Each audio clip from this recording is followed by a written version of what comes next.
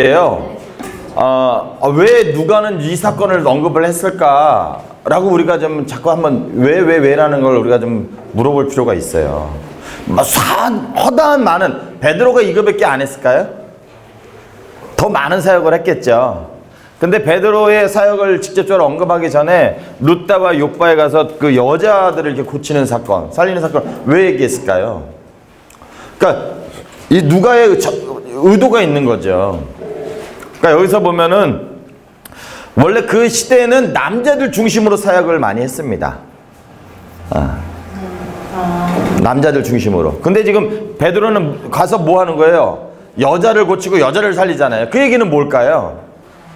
하나님의 복음이 남자들 뿐만 아니라 그 여인들에게도 어떻게 해요? 하나님의 역사가 이루어진다. 구원이 있다라는 걸 보여주는 사건이기도 하고, 또 하나는 그 바울이 이제 나중에 이제 13장 이후에 이제 하나님의 복음을 위해서 열방에 막 다니면서 복음을 전하잖아요. 베드로도 똑같이 어떻게 해요? 예루살렘에만 머물렀던 사람이 아니라 이곳저곳 다니면서 하나님의 복음을 전하는 사람. 그 전하는 삶이 누구의 삶이에요? 증인의 삶인 거죠. 사도가 해야 되는 역할이고. 그러니까 그걸 보여주는 거예요. 이것을 통해서. 그러니까 이 베드로가 사도로서, 증인으로서 이런 삶을 살았던 것처럼 바울도 동일하게 곳곳에 복음을 다니면서 여인들의 뿐만 아니라 하나님의 나라를 확장한 사람이다라는 걸 보여주는. 그러니까 누가는 의도적으로 사실은 이렇게 얘기를 하는 거죠. 물론 없던 사실을 쓴 게 아니라요. 있는 많은 것들은 선택을 해서 쓴 거죠. 그러면서 이제 바로 이제 등장하는 게 뭐냐면 이제 고넬료입니다. 이 고넬료 사건은 이제는 이 유대인에게만 있었던 구원이 이제는 이방인에게도 이제 확 열려지는 그런 사건인 거죠. 그래서 고넬료가 누구예요? 가이사랴라는 동네가 아까 요 지도에서 봤지만 이 해변가에 가이사랴라는 곳이 두 군데가 있거든요. 요 지도가 여러분 지도 그리는 거 여러분 좀 배우시면 좋을 것 같아요. 쉬워요. 이게 이스라엘의 지도입니다. 그리고 여기 하나만 또 가면 이게 구레네 섬이죠. 그리고 여기 위에 산이 하나 있죠. 무슨 산? 헐몬산. 그러니까 헐몬산에서 그 만년설이 물이 쭉 해가지고 이렇게 내려오거든요. 그래서 예루살렘이 여기죠, 그죠? 여기 밑에도 되고요. 아무데나 비슷하니까. 그러니까 되게 그리기 쉽게 그리잖아요, 그죠? 역디귿자에다가 여기 사람처럼 이렇게 그냥 약간 삐딱한. 그리고 여기 밑에는 M자 하면은 이게 그 이스라엘이죠. 가이사라라는 곳이 해변가에 하나가 있고요. 헐몬산 밑에 가이사라가 있습니다. 가이사라, 여기는 가이사라 빌립보라고 하죠. 그래서 예수님이 제 아들한테 나를 누구라고 하느냐 물어본 곳이 어디예요? 가이사라 빌립보입니다. 거기 가이사라라는 그 동네 이름이 있는 건요, 그 황제를 위한 도시예요. 그러니까 황제의 이름을 따서 그 가이사라 동네를 진 거죠. 그러니까 여기도 가이사라라는 곳이 있어요. 여기는 어딜까요?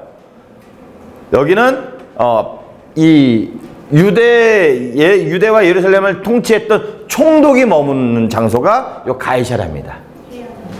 해안에 있는 가이사라.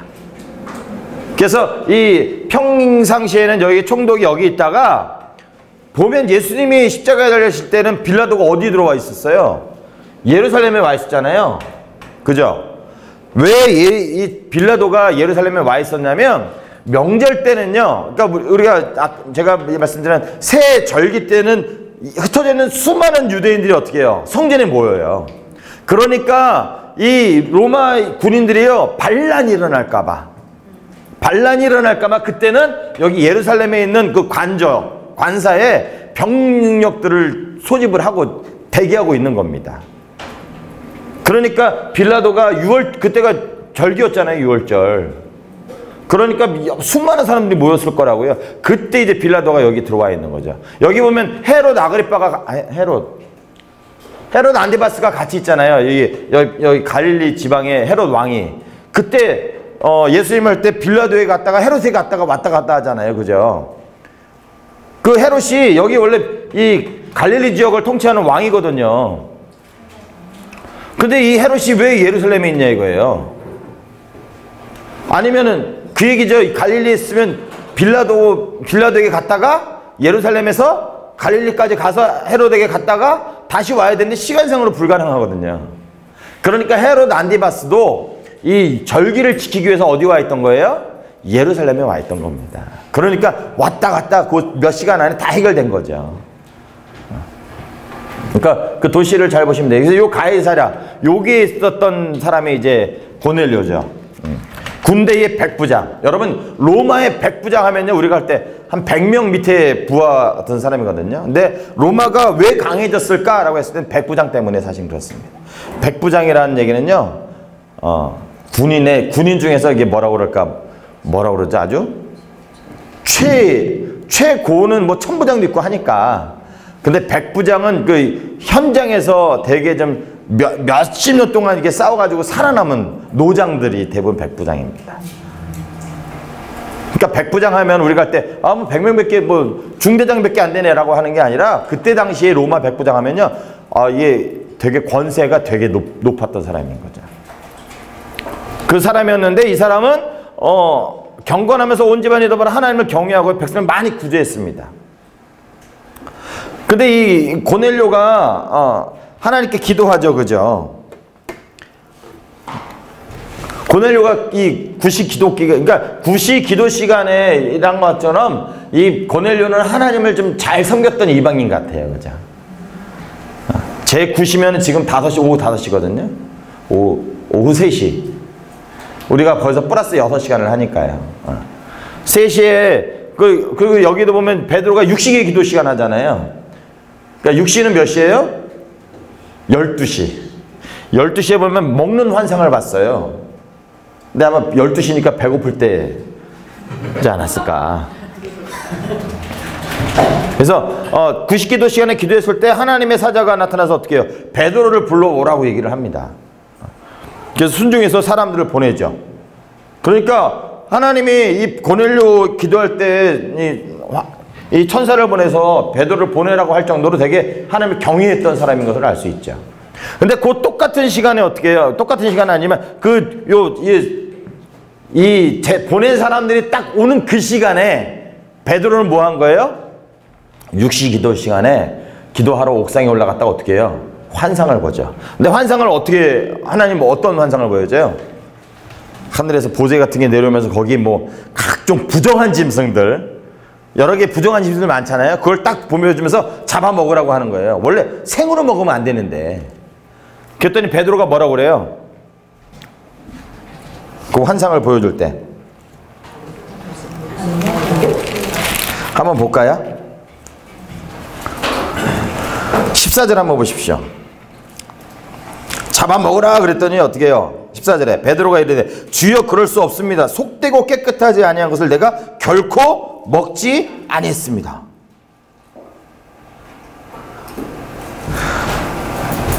두 번째 소리가 나서 이렇게 합니다. 하나님께서 깨끗하게 하신 것을 네가 속되다 하지 말아라.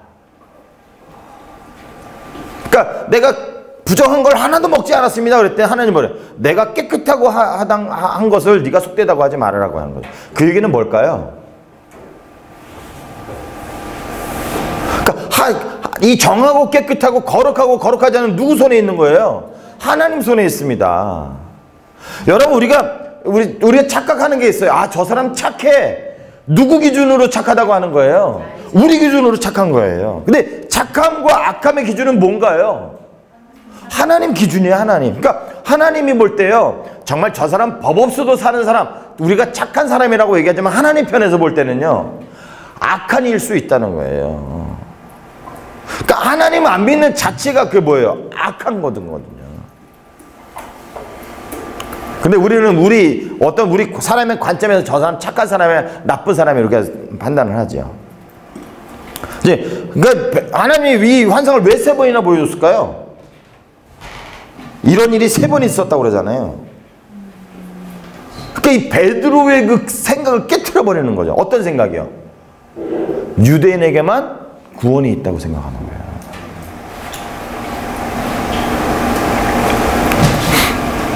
그러니까 이런 환상을 보여줄 정도로 하나님이 강력하게 말씀하신 거죠.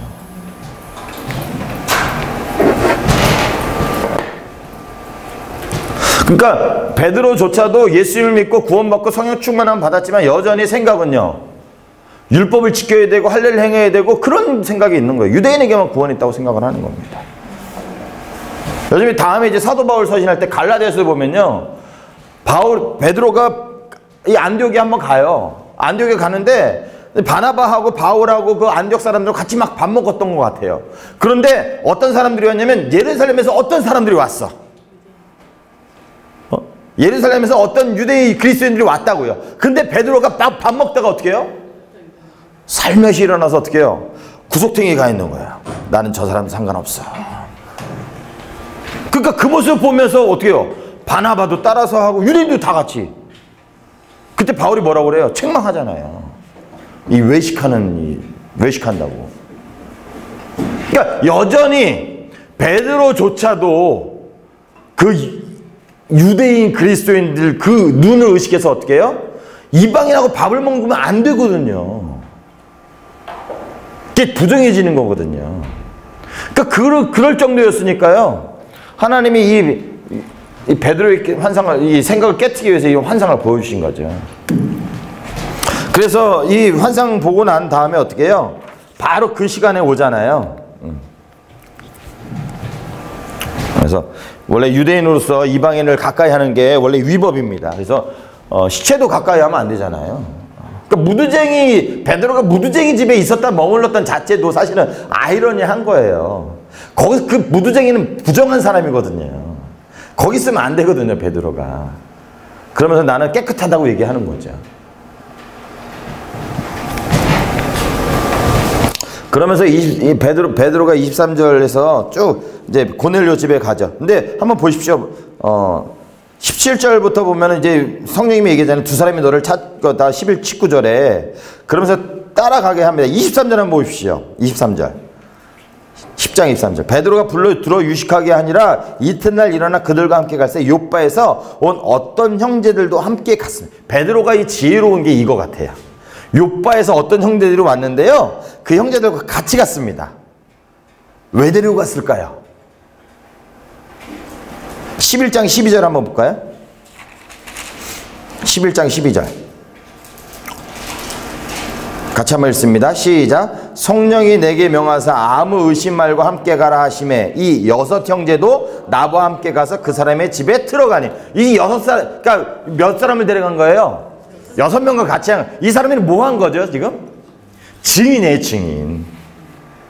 그러니까 이 율법에는 2 사람이 증인하면 그게 맞다고 얘기하는 거거든요. 근데 2 사람만 데려가니까 6명이 데려가. 베드로가 본 것을 다 같이 본 거죠. 아마 근데 베드로만 갔다면 어떤 일이 벌어졌을까요? 아마 믿지도 않았을 뿐만 아니라 베드로 아마 난치했을 겁니다. 왜냐하면 베드로가 얘기했을 때 안 믿었거든요. 그러니까 이 6 형제도 봤다 그러니까 이 6 형제가 증인되니까 어떻게 해요? 그제서야 하나님께 영광 돌리고 그러거든요. 그러니까 이 고넬료 사건은 이제 이 유대인에게만 있었던 구원이 하나님이 예수 그리스도를 구주로 믿는 모든 이방인에도 열리게 되는 그런 사건을 얘기하고 있죠. 근데 여전히 베드로조차도 하나님이 환상을 통해서 3번에 걸쳐서 환상을 통해서 깨뜨릴 정도로 그 유대인의 생각에는 그 생각들이 되게 굳어져 있었다는 거예요. 그러니까 바울을 너 사도가 아니야 라고 너 구원받으려면 할례를 받고 율법을 지켜야 되라고 얘기하는 사람들은 여전히 계속 있잖아요. 변하지 않고.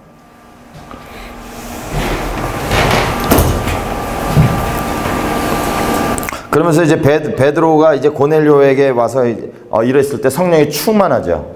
충만한 사건이 일어나죠. 똑같아요. 무두장이 시몬의 집에 유숙했다가요, 고넬료 사람들과 집에 유숙하고 이방인에 교제하는 것은 위법. 똑같은 위법이거든요. 이게 무두장이 집에 머물렀던 자체도.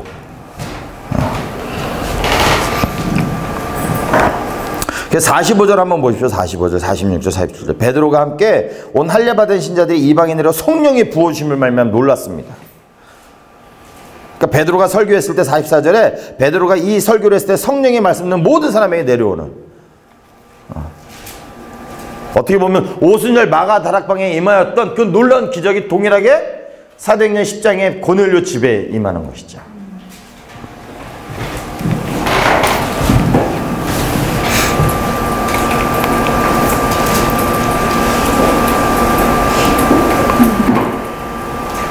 (46절) 한번 보십시오. 그러니까 베드로와 함께 온 사람들이 성령 부으심을 말하며 놀랐어요. 그러면서 46절 이렇게 얘기하는 겁니다. 이는 방언을 말하며 하나님의 높음을 들음이라. 그러니까 고넬료 집에 성령이 임했을 때 현상이 어떤 현상이 있었던 거예요? 방언이 터진 겁니다. 그러니까 사도행전 2장에 마가다락방에 임했던 역사와 어떻게 10장의 역사가 동일하잖아요.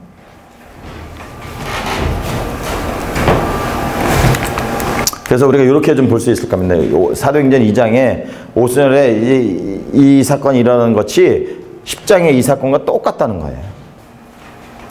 그러니까 하나님이 이제는 이 오순절 사건을 통해서 유대인에게만 있는 구원이 예수 그리스도를 믿는 사람에게 온 열방에 퍼지게 됐던 것처럼 이 사건이 10장의 이 고넬료 사건이 바로 이거하고 똑같이 다시 한번 예수 그리스도를 믿는 이방인에게도 하나님의 복음이 있고 구원이 있음을 알려주는 그 사건이 바로 고넬료 사건이라는 것이죠. 그러니까 똑같은 패턴으로 얘기하잖아요.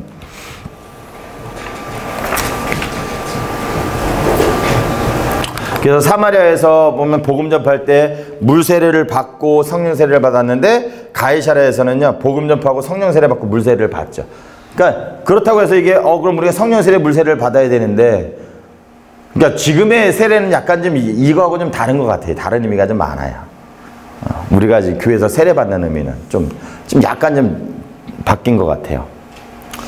그래서 복음 전파, 물 세례, 성령 세례 이거는 사실은 바꿔줘도 사실은 상관은 없는 것 같습니다. 중요한 거는 예수 그리스도를 물 세례 받고 성령 세례 받는다는 자체가 중요한 거죠. 요한은 물 세례를 줬지만 예수님은 성령 세례를 줬잖아요. 그러니까 세례 받는다는 의미는 뭔가요? 아까 얘기했지만 출애굽에서 홍해를 건너 고린도서에 그 얘기 하거든요. 그것이 바로 세례라고. 그러니까 예수 그리스도를 믿지 않게 됐을 때 그 물을 지나옴으로 인해서 어떻게 해요? 신분이 바뀌어지는 그게 세례인 거죠. 근데 우리는 교회에서 세례는 그런 의미로 주지 않잖아요. 이제 나는 우리 교회의 공동체의 일원이 됐습니다라는 걸 보여주는 게 이제 물세례로 세례 주는 형식으로 바뀌어서, 근데 세례는 그런 의미가 있는 거죠. 예, 세례 받는다는 거는 내가 이제는 하나님의 백성이 아니었다가 내가 이제는 하나님의 자녀입니다. 물론 이제 그런 의미도 교회 안에는 있긴 있어요.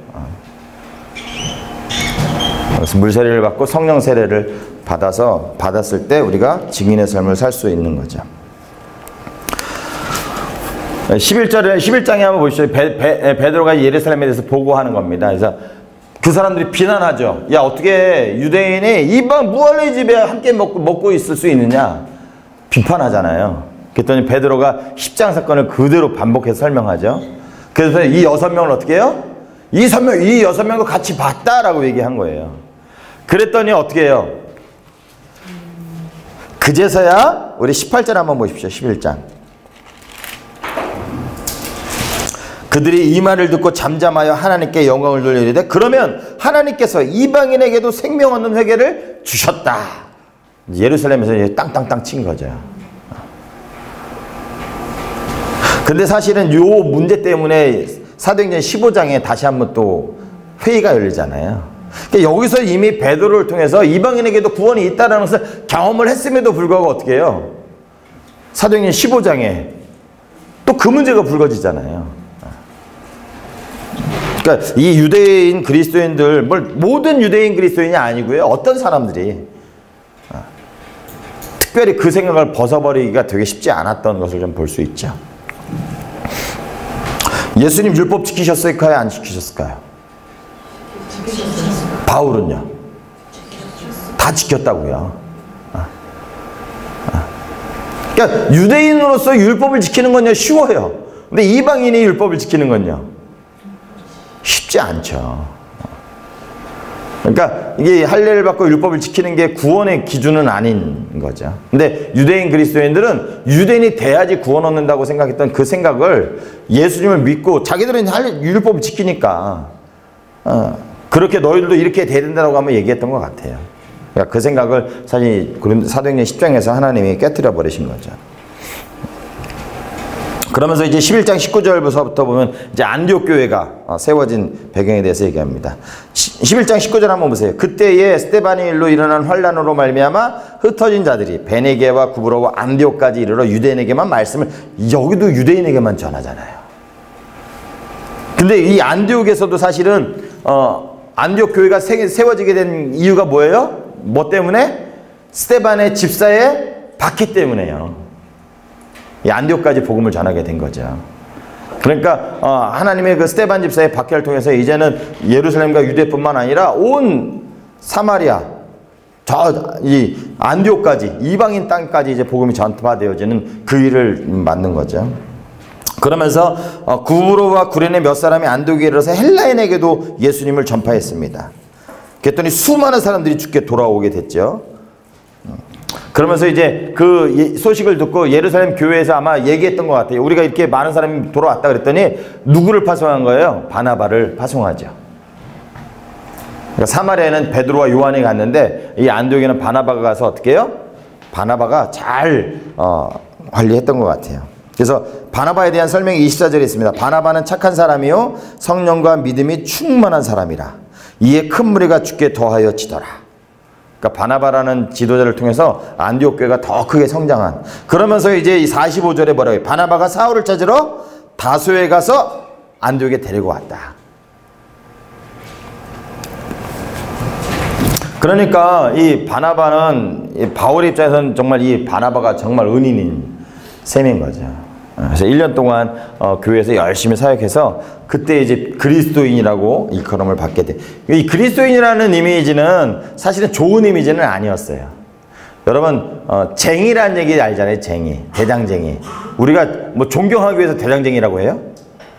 약간 비하하는 얘기잖아요. 그러니까 그리스도인들도 믿지 않는 사람들이 쟤는 그리스도쟁이야, 그리스도쟁이. 그렇게 아마 그런 게 형성돼 가지고 이제 그리스도인으로 된 것 같아요. 그리스도인이라고 이제 일컬음을 받게 되는, 어떻게 보면 이제 이방인에게 복음을 전하는 어떤 중심 교회가 세워지게 된. 그래서 그것이 뭐 때문에? 스데반 집사의 박해 때문에요. 사실은 스데반 집사가 죽은 건 좀 안타까운 일이고 아픈 일이고 큰 슬픔인데 하나님 나라 입장에서 보면요, 하나님의 복음이 온 땅까지 전파되어지는 정말 획기적인 일이 시작이 되게 된 거죠.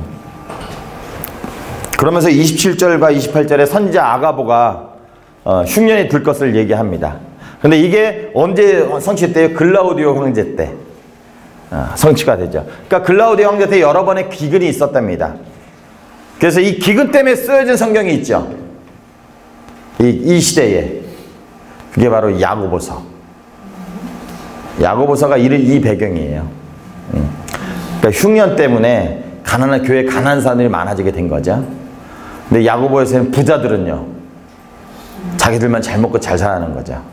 도와주지 않으면서. 그러면서 난 믿음 생활 잘하고 있다고 생각하는 사람들, 행함이 없는 그런 사람들에게 뭐예요? 행함이 없는 믿음은 죽은 믿음이라고 선포하는 게 야고보서잖아요. 그러니까 요 배경에, 기근이 배경이 야고보서이죠. 그래서 안디옥 교회가 힘대로 유대에 사는 형제들에게 부조를 보내기로 결정해서 바울과 사울을 이제 보내죠. 그러면서 이제 12장에 그때에, 그러니까 바울과 사울의 손으로 장로들에게 보낸 그때에, 이게 이제 12장 사건이 AD 44년 사건입니다.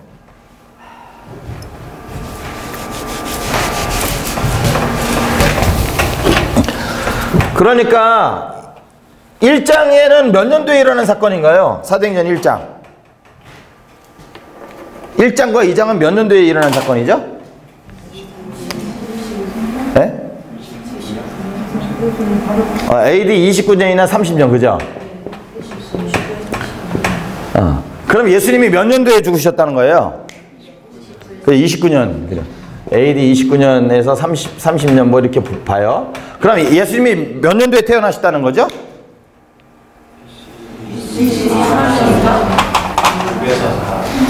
BC 4년. 잘 아시네요. 근데 AD와 BC의 기준이 뭐예요? 예수님이 태어나신 거예요. 예수님이 원래 그걸 하면 몇 년에 태어나야 돼요? 1년에 태어나요. 0년이라는 건 없습니다. 1년이죠. 1년에 태어나셔야 되는데 그러지 않았어요. 그럼 왜 예수님이 BC 4년에 태어났다는 증거는요? 예수님이 BC 4년에 태어났다는 증거. 그러니까 우리 귀납법적인 성경 연구인데요. 증거를 갖고 얘기해야죠. 네? 증거는 뭐예요? 증거. 그냥 이렇게 BC 4년에 태어났어요? 네? 다 알았는데 잊어버리셨구나. 다 알았는데, 다 알았는데 잊어버리셨구나. 왜 그럼 우리 BC 4년에 예수님이 태어났다고 볼까요? 로마 형제 누구? 네? 헤롯은 로마의 황제 아닙니다. 헤롯은 로마의 황제는 다른 사람이고 헤롯은 유대를 통치했던 왕이죠. 그러니까 황제가 임명한 왕.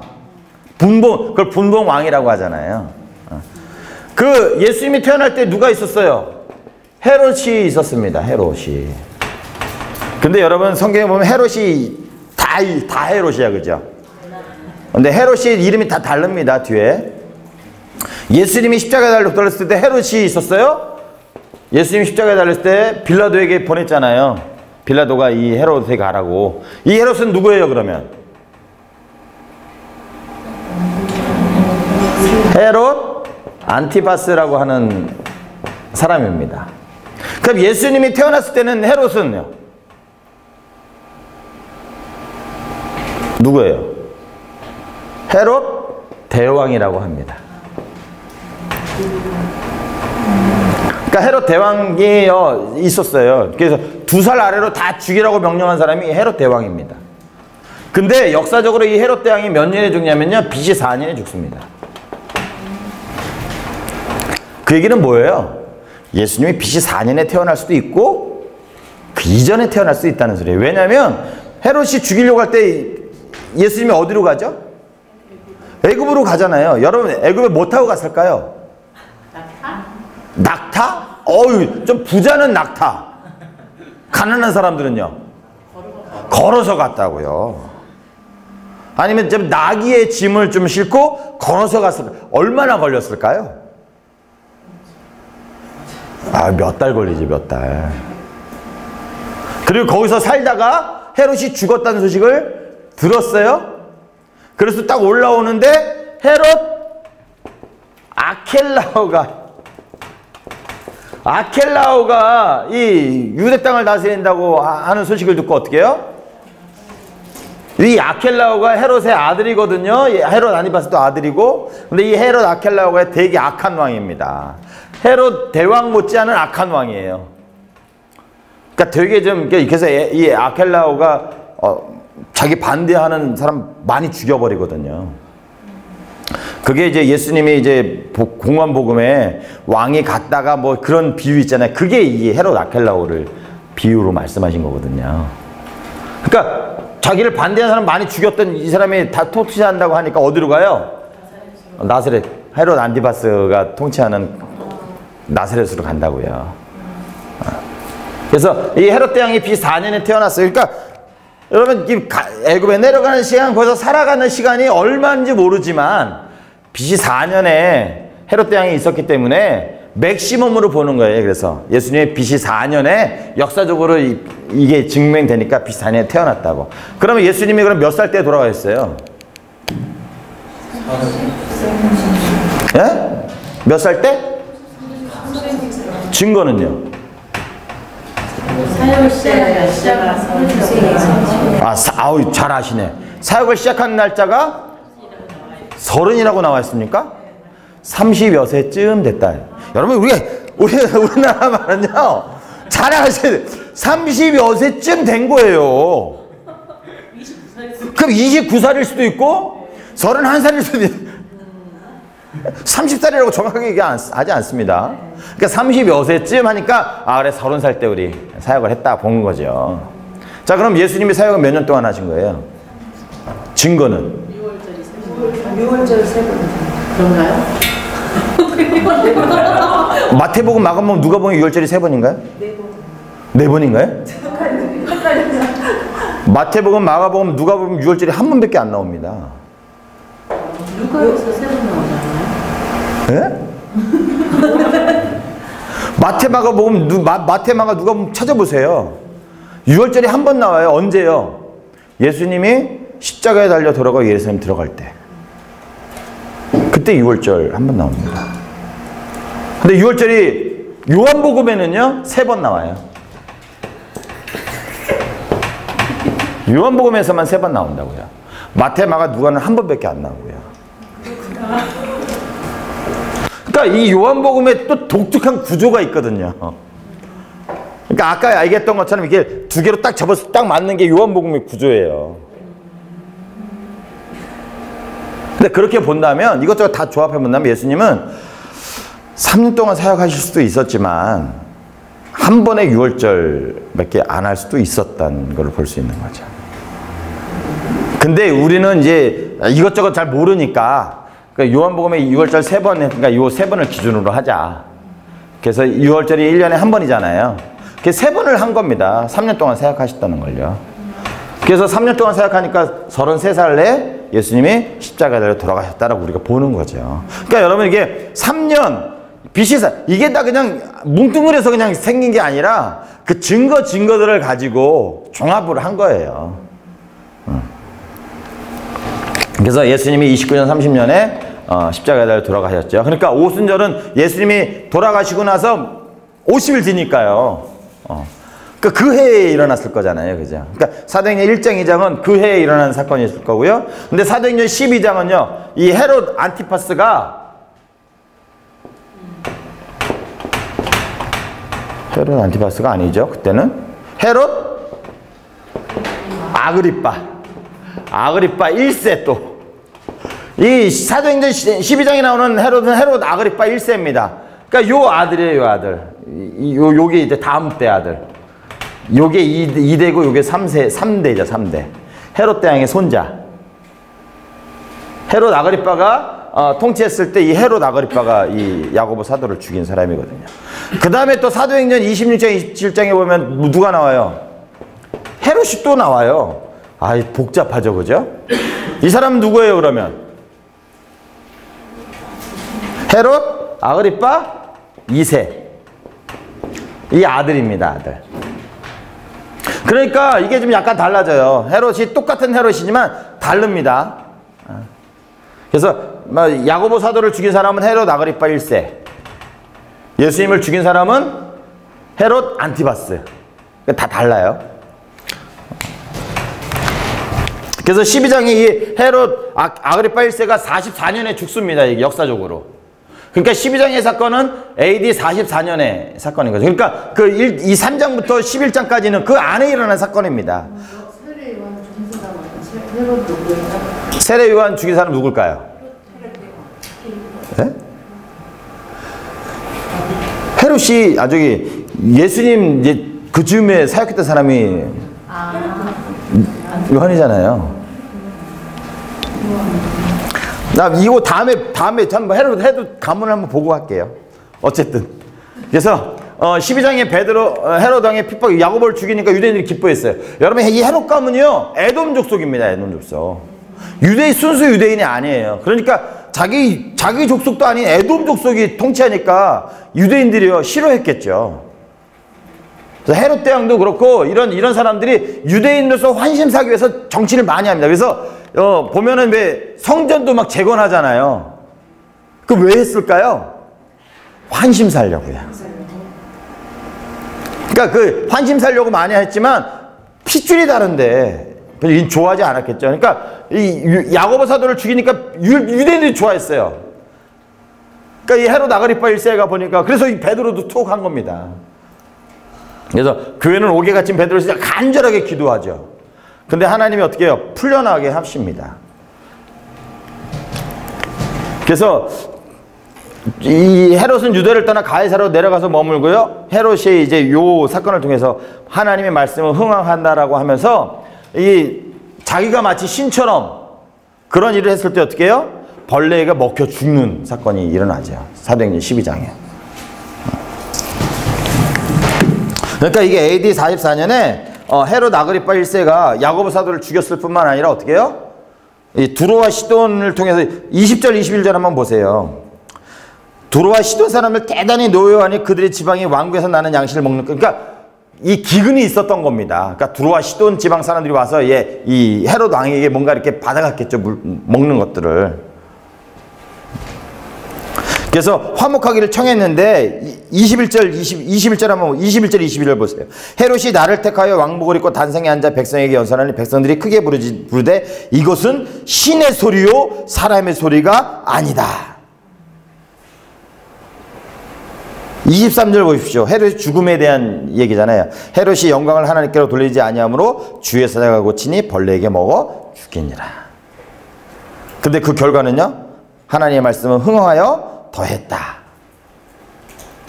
그러니까 이 야곱 사도를 죽이고 박해하고 그리고 마치 자기가 하나님인 것이냐 했던 이 헤롯을 하나님이 치셔서 죽였다라고 얘기하는 거죠. 근데 그 결과는요. 하나님 말씀은 더 흥황하게 됐다. 그러면서 이제 바울과 바나바가 마가라 하는 요한을 데리고 이제 안디옥으로 돌아오는 그 장면이 이제 12장에 끝나죠. 그러니까 어떻게 보면 바나바와 바울이 이제 이제 안디옥에서 예루살렘에 갔던 것과 돌아가는 사건을 그 중간에 헤롯 사건을 언급을 한 거거든요. 그러니까 어떻게 보면 하나님을 대적하는 사람, 하나님의 나라를 박해하는 사람, 마치 하나님의 영광을 돌리지 않고 자기의 영광을 취하는 사람, 하나님이 어떻게 하신다고요? 치시는 거지. 그것을 통해서 하나님 말씀이 더 흥황하게 되는 그것을 이제 보여주는 사건이 사도행전 우리 12장입니다. 그래서 제가 여러분 나중에 보시면 이걸 헤롯 가문을 봤어요. 헤롯이 대왕이 죽고요. 이 유대 지역을 헤롯 대왕이 통치했던 세 지역을 이 세 아들에게 맡깁니다. 헤롯 빌립, 그러니까 이듬해 그 위쪽을 맡고요. 헤롯 안디바는 갈릴리 지역, 그리고 헤롯 아켈라는 유대 땅을. 근데 이 아켈라가 악하다 보니까 BC AD 6년에 죽어요. 쫓겨난다고요. 그리고 나서 이 유대와 예루살렘 지역은 누가 다스리죠? 로마 총독이 와서 다 통치하게 됩니다. 그래서 빌라도가 로마 총독이잖아요. 그러니까 왜 유대와 예루살렘을 총독이 다스렸냐면 이 통치 못하니까요. 나중에 근데 이 헤롯 아그리파 1세가 로마 황제하고 이제 싸바싸바 해가지고 다시 또 총독이 안 다스리고 헤롯 아그리파가 또 다스리는 시기가 또 있거든요. 그래서 요 헤로디아하고 누가 결혼해요? 헤롯 빌립 1세하고 결혼하잖아요. 그죠? 원래 요 헤로디아가 빌립 1세의 아내였는데 누가 뺏어요?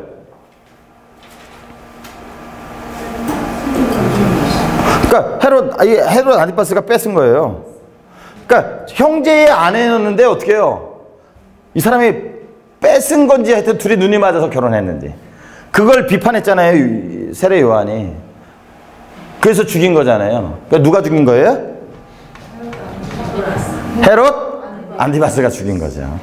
세례 요한도. 그리고 헤롯 아그리파 1세가 통치하고요. 여기 아리스토블루스 요 아들이네요. 그리고 또 요 다음에 또 이제 헤롯 아그리파 2세. 빨간 게 이제 유대를 통치하는 사람들입니다. 그러니까 헤롯이 우리가 다 달라요.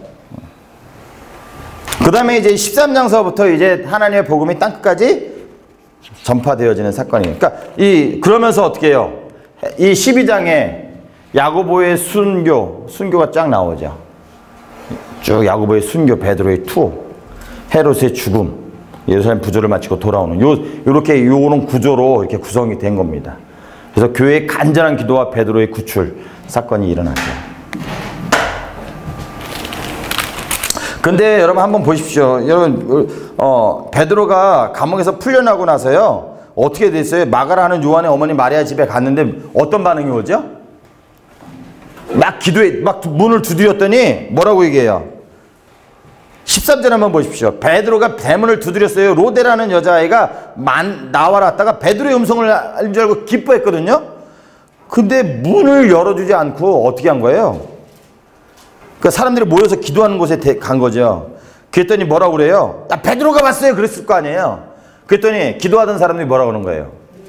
야, 네가 미쳤구나. 응? 여기 좀 아이러니하지 않으세요? 아니 이 사람이 무슨 기도했을까요?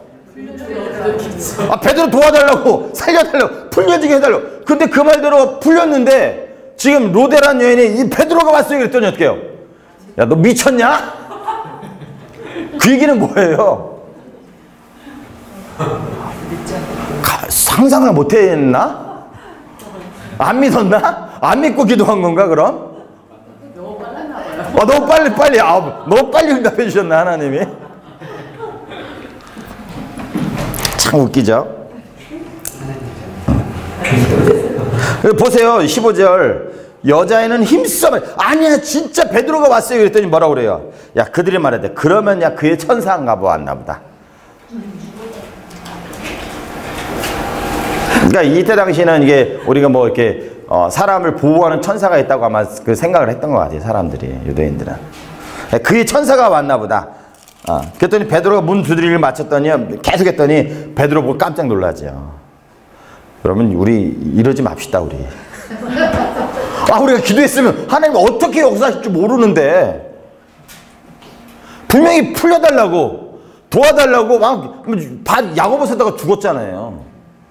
아마 그렇게 기도했을 텐데 딱 풀려나서 왔더니 믿지 못하는 거죠. 그러니까 이 사람들도 어떻게 하나님이 그렇게 역사하실 줄은 기대 못했던 것 같아요.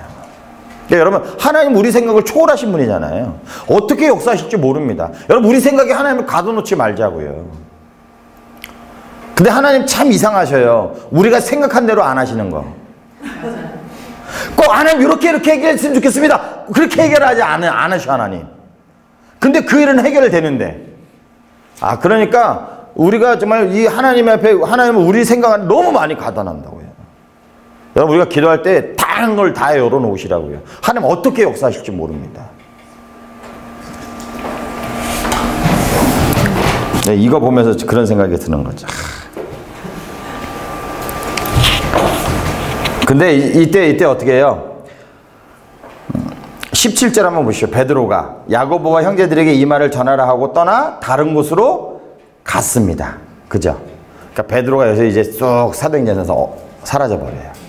그러니까 아마 그 갈라디아서에서 왜 언제 안디옥에 갔을까 했을 때는 이 사건 이후에 안디옥에 이렇게 이곳저곳 돌아다니면서 하나님의 복음을 전하지 않았을까 우리가 좀 유추해 볼 수 있는 거죠. 그리고 여기서도 사실 12장까지 베드로가 등장했다면 이제 누가 등장해야 되는 시기예요? 바울이 등장해야 되니까 딱 사라지는 것 맞죠? 그 다음에 이제 우리 13장서부터 28장의 땅끝까지 이르러 그래서 땅끝까지 이른 증인된 삶을 어떻게 보여준다. 근데 이 중심은 누가요? 사도 바울이라는 사람을 중심으로 하나님의 복음이 어떻게 전파되어지는 것을 지금 보여주고 있습니다. 그래서 1차 전도여행, 2차 전도여행, 3차 전도여행, 감옥에서의 체포, 로마의 여행 쭉 이렇게 5개로 나눌 수가 있죠. 그래서 13장하고 14장에는 이제 1차 전도여행을 떠납니다. 여러분 이게 전도여행은 굳이 우리가 다 뭐 세세하게 다룰 필요 없지만 어떤 지역을 중심으로 그것에 어떤 일이 있는지를 우리가 좀 알으면 좋을 것 같아요. 왜냐하면 이 바울 서신을 보다 보면 바울이 편지를 쓰게 된 배경이 다 어디서 나오나요? 여기서 나와요. 그러니까 이게 몇 년도에 일어났고 또 거기서 어떤 일이 어떤 상황에 있는지 우리가 좀 알면은 나중에 여러분 이 배경을 살피는데 좋겠죠. 자 1차 전도여행입니다. 자 1차 전도여행은요 46년에서 우리가 48년도에 우리가 전도했다고 봐요. 46년 48년. 그러니까 이 12장 사건에서 마가라는 요한을 데리고 가서 그리고 얼마 안 있다가 출발을 하게 된 거죠. 46년서부터 48년 동안. 한번 보세요. 이제 한번 안디옥 교회 구성하는 바나바 사울하고 성령이 주시하죠. 둘을 금식하며 기도할 때에 두 바울을 세우라고 얘기합니다. 그러면서 어떻게 해요? 금식하고 기도하고 두 사람에게 안수하여 보내죠. 여러분 이 안디옥 교회가 바나바와 사울을 보낸 건요 큰 결정이에요. 예를 들어서 이거죠. 지금 이제 한 수만 명이 모이는 교회 목사님이 담임 목사님이 바나바 바울인데 하나님이 선교사로 보낼 때 담임 목사님이 누굴 보내요? 밑에 있는 사람 보내잖아요. 근데 여기는요 지금 누가 가는 거예요? 지금 당회장 두 분이 딱 가는 거예요. 저는 이걸 보면서 야 오늘도 이렇게 되는 거 아닌가? 아니 담임 목사님이 좀 몇천 명 모이는 교회는 부목사를 가서 개척시켜 줄 수도 있지만 당신이 나가면요. 당신이 나가면 이 교회는 이 교회대로 운영이 되고요. 당신이 나가면 어떻게 해요? 금방 부흥된다고요. 그럼 또 어느 정도 모이면요. 다른 사람 보내지 말고요. 당신이 나가는 거야. 그 지명도가 있잖아요. 근데 여기는 그걸 실천한 거죠. 바나바와 바울을. 대단한 결정 아니세요? 아니, 목회하실 분들이 아니죠? 그러니까 제가 뭐라고 말씀드릴 수 없고, 목사님들이 하면 이러세요 꼭. 근데 정말 이렇게 하시는 분이 있어요. 제가 아는 목사님 중에 5교회를 그랬더라고요. 그러니까 한 교회에서 한 2,000명 모이면 당신이 나가. 그걸 개척해요. 그리고 그 교회는 다른 사람이 물려주고요. 그래서 제가 부천에 5교회를 봤어요. 그 교회들이 대부분 몇천 명씩 모이는 교회. 아, 그 목사님 멋있더라고요. 왜냐하면 이름도 없는 사람 보내서 개척하면 요즘 되게 힘들잖아요. 근데 내가 지명도도 있고 영향력이 있어요. 가면요. 몰리죠, 사람들이. 그래서 좀 능력 있는 사람이 나가서 세우는 거. 아, 좀 멋있는 것 같아요. 근데 그걸 실천한 거죠. 바나바, 바울을 어떻게 보면 이 안디옥 교회가 되게 희생한 것이기도 하지만 하나님이 원하는. 밑에 사람 보냈으면 아마 되게 힘들어하고 아마 포기했을 수도 있을 거라고요. 근데 되게 하나님의 투철한 사명을 바나바, 바울을 보내니까요. 하나님 가는 곳곳마다 하나님의 역사가 일어나죠. 그러면서 이제 1차 전도여행 따라갑니다. 안디옥에서 실로기에서 배를 타고 구브로. 구브로는요. 누구의 고향인가요? 바나바의 고향. 구브로 사람이거든요. 그래서 구브로에 가죠. 그래서 동행자는 요한, 마가라 하는 요한. 그러니까 요한은 바나바의 생질인 거죠. 그래서 요 지도를 한번 보십시오. 여기가 지금 안디옥입니다. 수리아 안디옥. 여기가 실루기아는 항구 도시고요. 그래서 안디옥에서 요 실루기아까지 갔어요. 배를 타고 어디요? 요게 지금 구브로 섬인데 요 살라미라는 곳에 온 거죠. 살라미에서 아마 이 육로로 쭉해서 여기 바보라는 요 도시까지 간 거죠. 그래서 바보에서 어떤 일이 생겨요? 사울이라고 이름하는 총독을 만나잖아요. 바울이라고 이름하는. 근데 여러분 한번 보십시오. 이 12장에 13장에 바울이 사울 여태까지는 계속 사울이라고 얘기했다가요. 이름이 바뀌어요. 9절에 13장 9절 바울이라고 하는 사울이라는 이름이 하면서 사울의 이름은 쑥 들어가고 바울이 이름이 등장합니다. 왜 그랬을까요?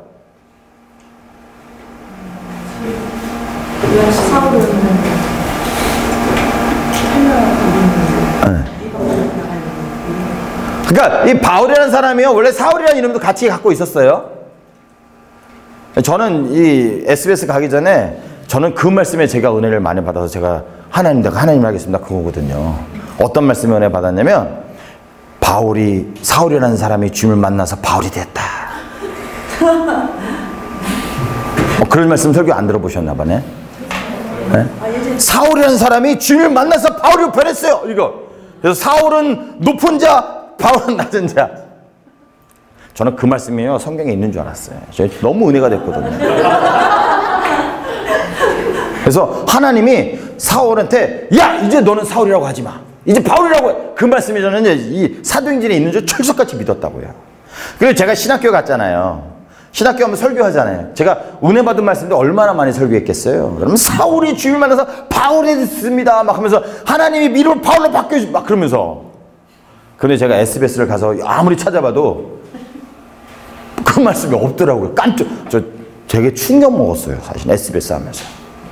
이 말씀이 있어야 되는데 이 말씀이 어디 있지? 아무리 찾아봐도 하나님이 야 이제 넌 사울이라고 하지 말고 바울이라고 없더라고요. 그리고 나서 SBS 배우면서 이해했어요. 아, 사울이라는 사람이 바울이라는 이름도 태어나면서 가지고 같이 있었구나. 여러분 왜 같이 가지고 있을까요? 네? 사울은 히브리파, 왜냐면 유대인이잖아요. 히브리파 이름이고 바울은요 헬라식 이름이에요. 근데 왜 사울이 자기 히브리식 이름만 갖고 있었는데 왜 헬라식 이름을 가졌을까요? 네?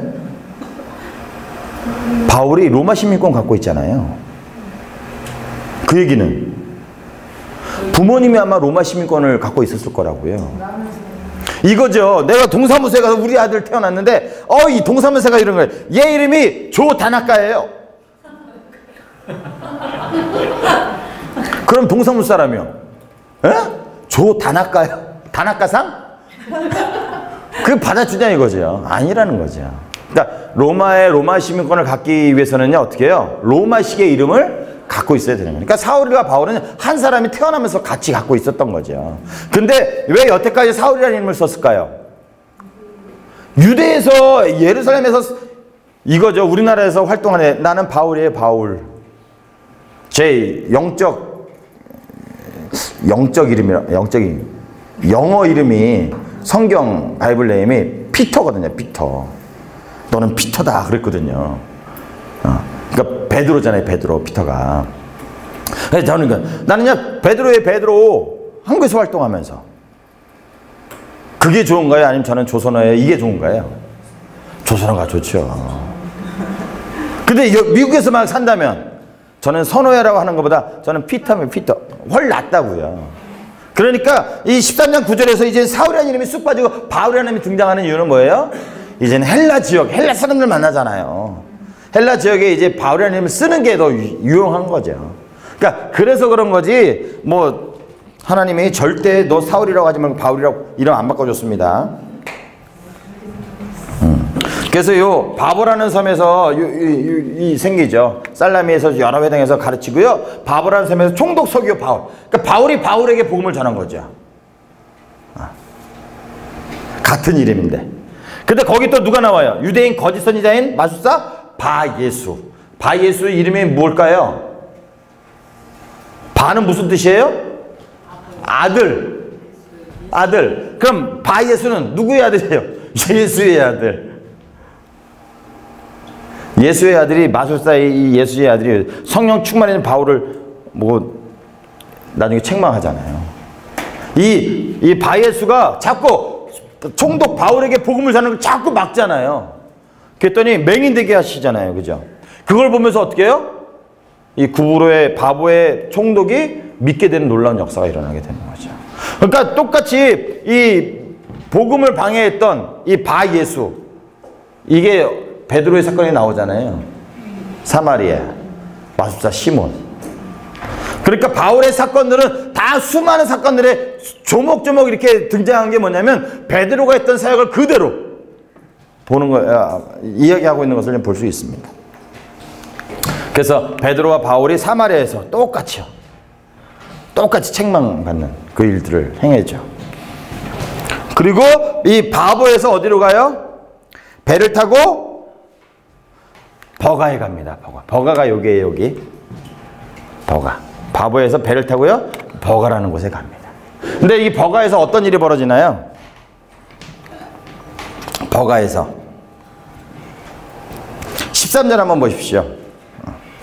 13장 바울이 동행하는 사람들이 바보에서 배 타고 밤빌리아에 있는 버가에 이르니 요한은 그들에게서 떠나 예루살렘으로 돌아갔습니다. 그러니까 버가에서 무슨 일이 벌어진 거예요? 마가라고 하는 요한이 예루살렘에 돌아갔습니다. 아마 이 바나바와 바울에게 어떤 큰 충격이었을 거라는 생각이 좀 들어요. 여러분 같이 막 복음을 전하다가 한 사람이 다 못하겠어 하고 돌아가는 거예요. 전도여행에서. 여러분 그 나머지 사람들에게 영향력은요 크거든요. 근데 왜 들어갔는지는 구체적으로 언급하지 않습니다. 근데 왜냐면 바울과 바나바가 복음을 이때 당시에 복음을 전했다면 호텔에 가서 묵었겠죠. 그죠? 맨날 진수성찬 먹었겠죠. 그랬을까요? 아마 되게 험했을걸요. 아마 돈을 넉넉하게 갖고 다니는 사역이 아니잖아요. 그러니까 아마 되게 힘들었을 거라고요. 그래서 많은 사람이 추측하기를 여기는 이런 이 산맥이 있습니다. 타우루스 산맥이. 그러니까 이것을 넘어가 가야지 저쪽이 시리아 안디옥까지 가는 거거든요. 그러니까 아마 뭐 상황과 환경이 어렵다 보니까 돌아가지 않았을까 우리가 생각합니다. 근데 구체적으로 어떤 이유인지 모르겠지만 제가 옛날에 이제 CCC 했다고 그러잖아요. 대학교 때. 그때 대학 CCC는요 거짓순례 전도여행을 떠나요. 그러니까 여름 수련회 하고 일주일 동안 거짓순례 전도여행은 돈을 다 맡기고요. 돈 없이 다니는 겁니다. 먹는 것도 기도하면서 주면 먹고 안 주면 굶고 금식하면서 그러니까 저는 하면서 좋긴 한데 하나님의 은혜를 경험할 수 있는 좋은 기회이긴 한데 왜 우리가 꼭 이렇게까지 해야 되나 하는 생각이 좀 들어요. 왜냐하면 주로 모여서 무슨 기도하겠어요? 내일은 굶지 않고 내일은 이거 먹게 해주세요. 그런 기도하게 되더라고요. 근데 놀라운 건요. 고기가 먹고 싶다고 기도하면요. 그 다음날 고기를 먹게 되더라고요. 좀 놀라운 체험을 했어요. 그런데 중간 한 일주일 동안 하는데 3일 정도 됐나? 근데 한 명이 돌아가겠다는 거예요. 우리 한 8명인가 이렇게 했었는데 저는 리더가 아니었으니까 그냥 따라가는 입장이었으니까 왜 가냐고 막 얘기했는데도 가더라고요. 근데 그 영향이요 되게 크더라고요. 한 사람이 가니까요. 나도 가고 싶어. 막 그러는 거예요. 그래서 딱 그러면서 이게 한 명이 중간에 돌아간다는 자체가 이게 그냥 그래 너 잘 가 이렇게 서로 축복해주고 보내긴 했지만 마음이 그게 아니구나. 그러니까 바울과 바나바도 똑같은 마음이었을 거라고요. 여러분 같이 고생했는데요. 마가는 돌아갔다. 아마 젊었기 때문에 아마 그럴 수도 있다는 생각이 좀 들어요. 그러니까 바울이 마가를 너는 안 되라고 생각한 거죠. 그래서 이것 때문에 사실 싸우는 게 뭐예요? 2차 전쟁 때 얘를 데려가느냐 말아야 되냐. 그것 때문에 대판 싸우잖아요. 밤빌리아 버가를 넘어서 어디요? 여기 비시디아 안디옥. 여기 시리아 안디옥, 수리아 안디옥은 여기 있고요. 여기는 비시디아 안디옥에 있습니다. 그러니까 지명이 좀 여러 군데가 있죠. 비시디아 안디옥에 어떤 일이 벌어져요? 회당에 가서 열심히 복음을 전했습니다. 예수님의 죽음과 부활을 증인됨이 계속 똑같이 베드로가 설교했던 것처럼요. 그랬더니 어떻게 해요? 많은 사람들이 두 번째 안식일에 온 시민이 모인 것을 시기에 유대인들이 그래서 어떻게 해요? 유대인들이 선동하고 밖에서 쫓아냅니다. 그러니까 유대인들은 반대하는데 이방인들은요 복음을 받아들여요. 그래서 46절 47절 한번 보세요. 46절 47절에 중요한 얘기가 나옵니다. 그러니까 바울과 바나바가 담대히 말하며 이르되 하나님의 말씀을 마땅히 먼저 너희에게 전하. 너희는 누굴까요? 유대인인 거죠. 너희에게 전할 것이래 너희가 그것을 버리고 영생을 얻게 합당치 않은 자로 자처하기로 우리가 이방인에게 하겠다. 근데 하나님 바울을 어떤 사람으로 세웠어요? 이방인의 복음을 전하는 사도로 세웠잖아요. 그러니까 지금 그거 얘기하는 겁니다. 유대인은 거부하지만 이방인은 받아들이는 거예요. 그래서 그 결과가 많은 사람들이 믿게 됐습니다. 그래서 기쁨과 성령에 충만한 이 비시디아 안디옥에서 사역이 일어나죠. 그러면서 이 13장 51절 한번 보세요. 계속 바울을 박해하니까 51절 두 사람이 그들을 향하여 발에 티끌을 떨어버리고 이고니온으로 가거늘 제자들은 기쁨과 성령에 충만합니다. 누가복음 10장 11절에 이 얘기 나오잖아요. 발에 티끌 떨어버리는 게 똑같이. 그러니까 이방인들은 받아들이는데 유대인은 못 받아들이는 거예요. 이 얘기는 뭐냐면 지금 베드로의 설교하고 바울의 설교를 비교한 겁니다. 한번 나중에 PPT 보시면서 하세요. 똑같은 설교했다는 거예요. 다른 얘기한 게 아니라. 그러니까 사도가 해야 될 부활의 증인을 예수님을 선포하는 거 똑같이 했다는 거예요. 이것도 계속. 그러니까 바울이 한 거는요 베드로가 했던 사도가 해야 되는 일을 지금 바울이 똑같이 향하고 있다는 거죠. 그 얘기는 뭐예요? 바울도 사도다 라고 얘기하는 거죠. 그 다음에 이제 이고니온으로 갑니다. 이고니온 여기. 자, 이고니온에서 또 어떤 일이 벌어졌을까요? 유대인의 회당에. 그러니까 바울이 가는 곳곳마다 제일 먼저 어디 가나요? 유대인의 회당 갑니다. 왜 회당을 갈까요?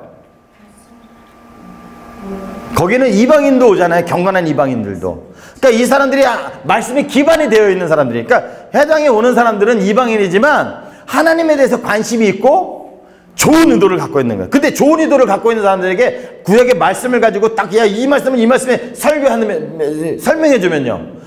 그 말씀이 이 말씀이 받아들이기가 쉬운 거죠. 근데 정말 생판 아무것도 몰라요. 모르는 사람에게 얘기하고 전도하려면요.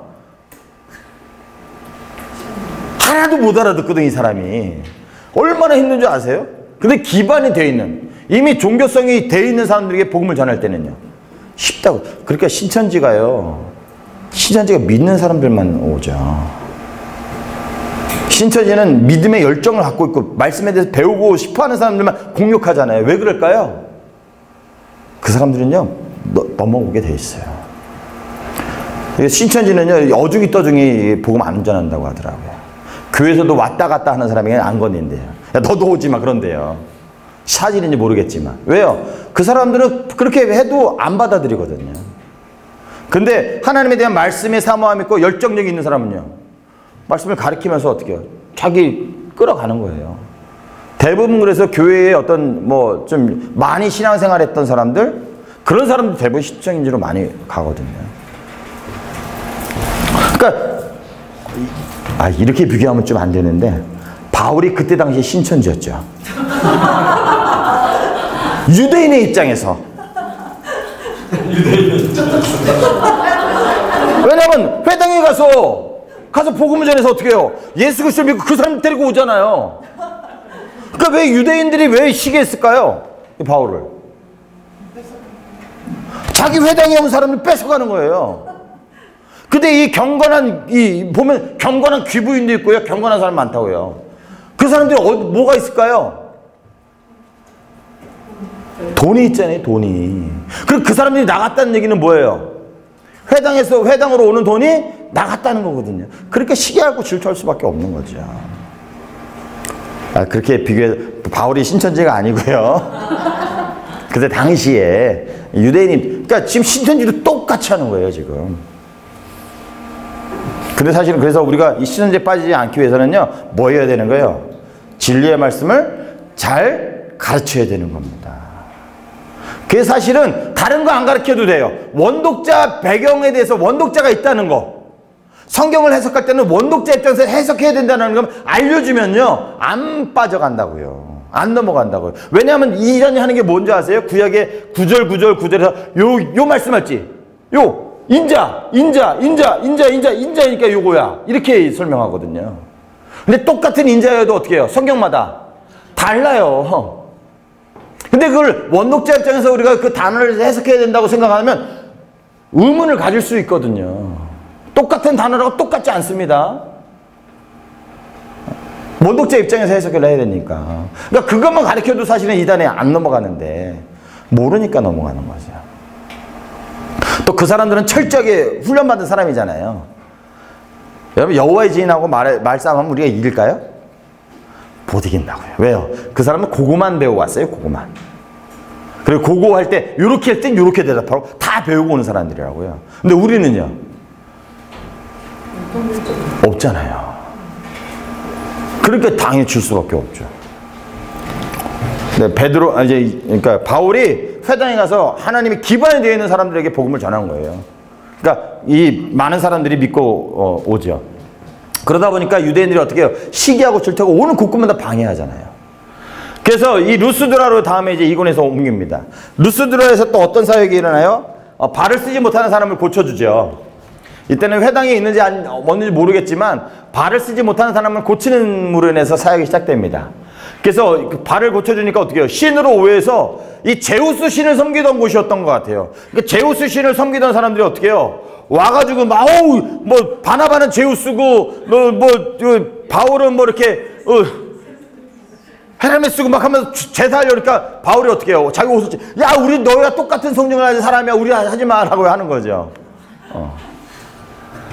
그러니까 어떻게 해요? 복음을 전파했는데 비시디아 안디옥과 이고니에서 온 유대인들이 어떻게 해요? 그 사람들 선동해가지고 돌에 맞아 바울을 때립니다. 바나바는 안 맞았는지 모르겠어요. 근데 바울만 맞았는지? 바울만 맞았나 봐요. 어쨌든 그러니까 바울을 시외로 딱 버렸는데 어떻게 다시 깨어나서 성으로 들어갔다 더베로 이동하죠. 그러니까 루스드라에서 바울이 이 맞아 죽을 뻔한 그런 일이 벌어지죠. 그래서 아마 바울이 얘기를 하니까 헤르메스 전령의 시인이거든요. 메시지를 전하는 사람이 헤르메스. 그러니까 그 바울을 그렇게 본 것 같아요. 그래서 루스드라를 통해서 더베로 이동해서 복음을 전하고 많은 사람을 제자로 삼고요. 더베에서 이제 다시 왔던 길을 쭉 오면서 제자들을 권면하고 그리고 많은 환란이 오게 된다라는 요것을 분명히 얘기하죠. 그러니까 예수 그리스도를 믿는다는 건요, 많은 환란이 올 수밖에 없습니다. 왜냐하면 우리를 시기하고 질투하는 마귀가 있잖아요, 사단이. 그러니까 내가 하나님을 기뻐하려고 하면 그때부터 공격하기 시작하거든요. 그러니까 사람을 통해서 공격을 하든가 환경을 통해서 공격하든가. 그럴 때 우리가 믿음으로 이겨나가야 되는 거죠. 그리고 각 교회 장로들을 택하여서 금식기도하며 주께 의탁하는, 그러니까 굳건하게 하면서 왔던 곳으로 쭉 돌아가죠. 그래서 배 타고 안디옥에 가서 사역 보고 하나님이 하신 일과 이방인에게 복음을 전한 일을 쭉 얘기하는 게 우리 제1차 전도 여행입니다.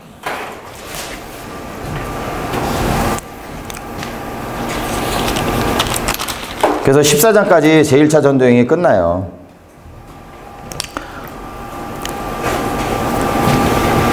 그러면서 이제 15장에 또 중요한 사건이 하나 나오죠. 그러니까 여러분, 우리가 제1차 전도여행, 제2차 전도여행, 제3차 전도여행 몇 년도에 일어나고 그리고 어떤 지역을 중심으로 복음을 전했는가 잘 보시면 돼요. 요것도 그려야 되네, 요거. 다시 그렇게, 다시. 여기 지도입니다. 잘 보셔야 돼요. 자. 이게 그잖아요. 여기에서 이제 쭉 갔다가 여기는요. 여기는 이렇게 두 개가 이렇게 있죠. 그러면 여기는 이제 신발이 이렇게 있고, 그죠? 이게 이제 로마고, 요게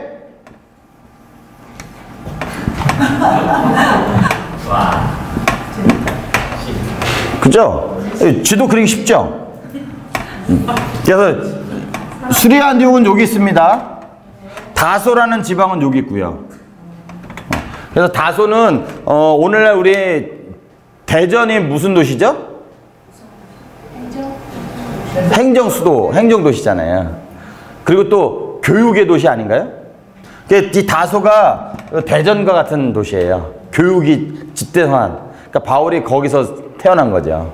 이 수리아 안디옥은요, 요 시리아 지역의 수도 역할을 하는 데가 수리아 안디옥입니다. 그래서 바울의 1차 전도행은요, 여기로 와서 여기 밑에 지방 중심으로 이렇게 돌아온 거죠. 그래서 이게 이제 이 갈라디아 지방이라고 얘기하는데요. 나중에 갈라디아 볼 때 배우실 거예요. 이게 남갈라디아 지역. 아시아는 어딘가요, 그러면? 아시아. 아시아는 요 에베소 여기 한국도 중심에 여기가 이제 아시아거든요. 그리고 여기는 뭐라고 그러죠? 마케도냐라고 하기도 하죠. 그럼 여기는요? 아가야입니다. 아가야.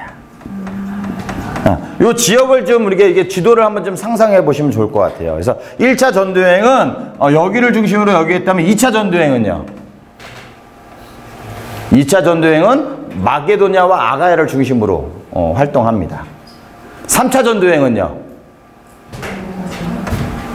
이 지역을 다 왔다 갔다 하죠. 거기서 그거만 보시면 좋을 것 같아요.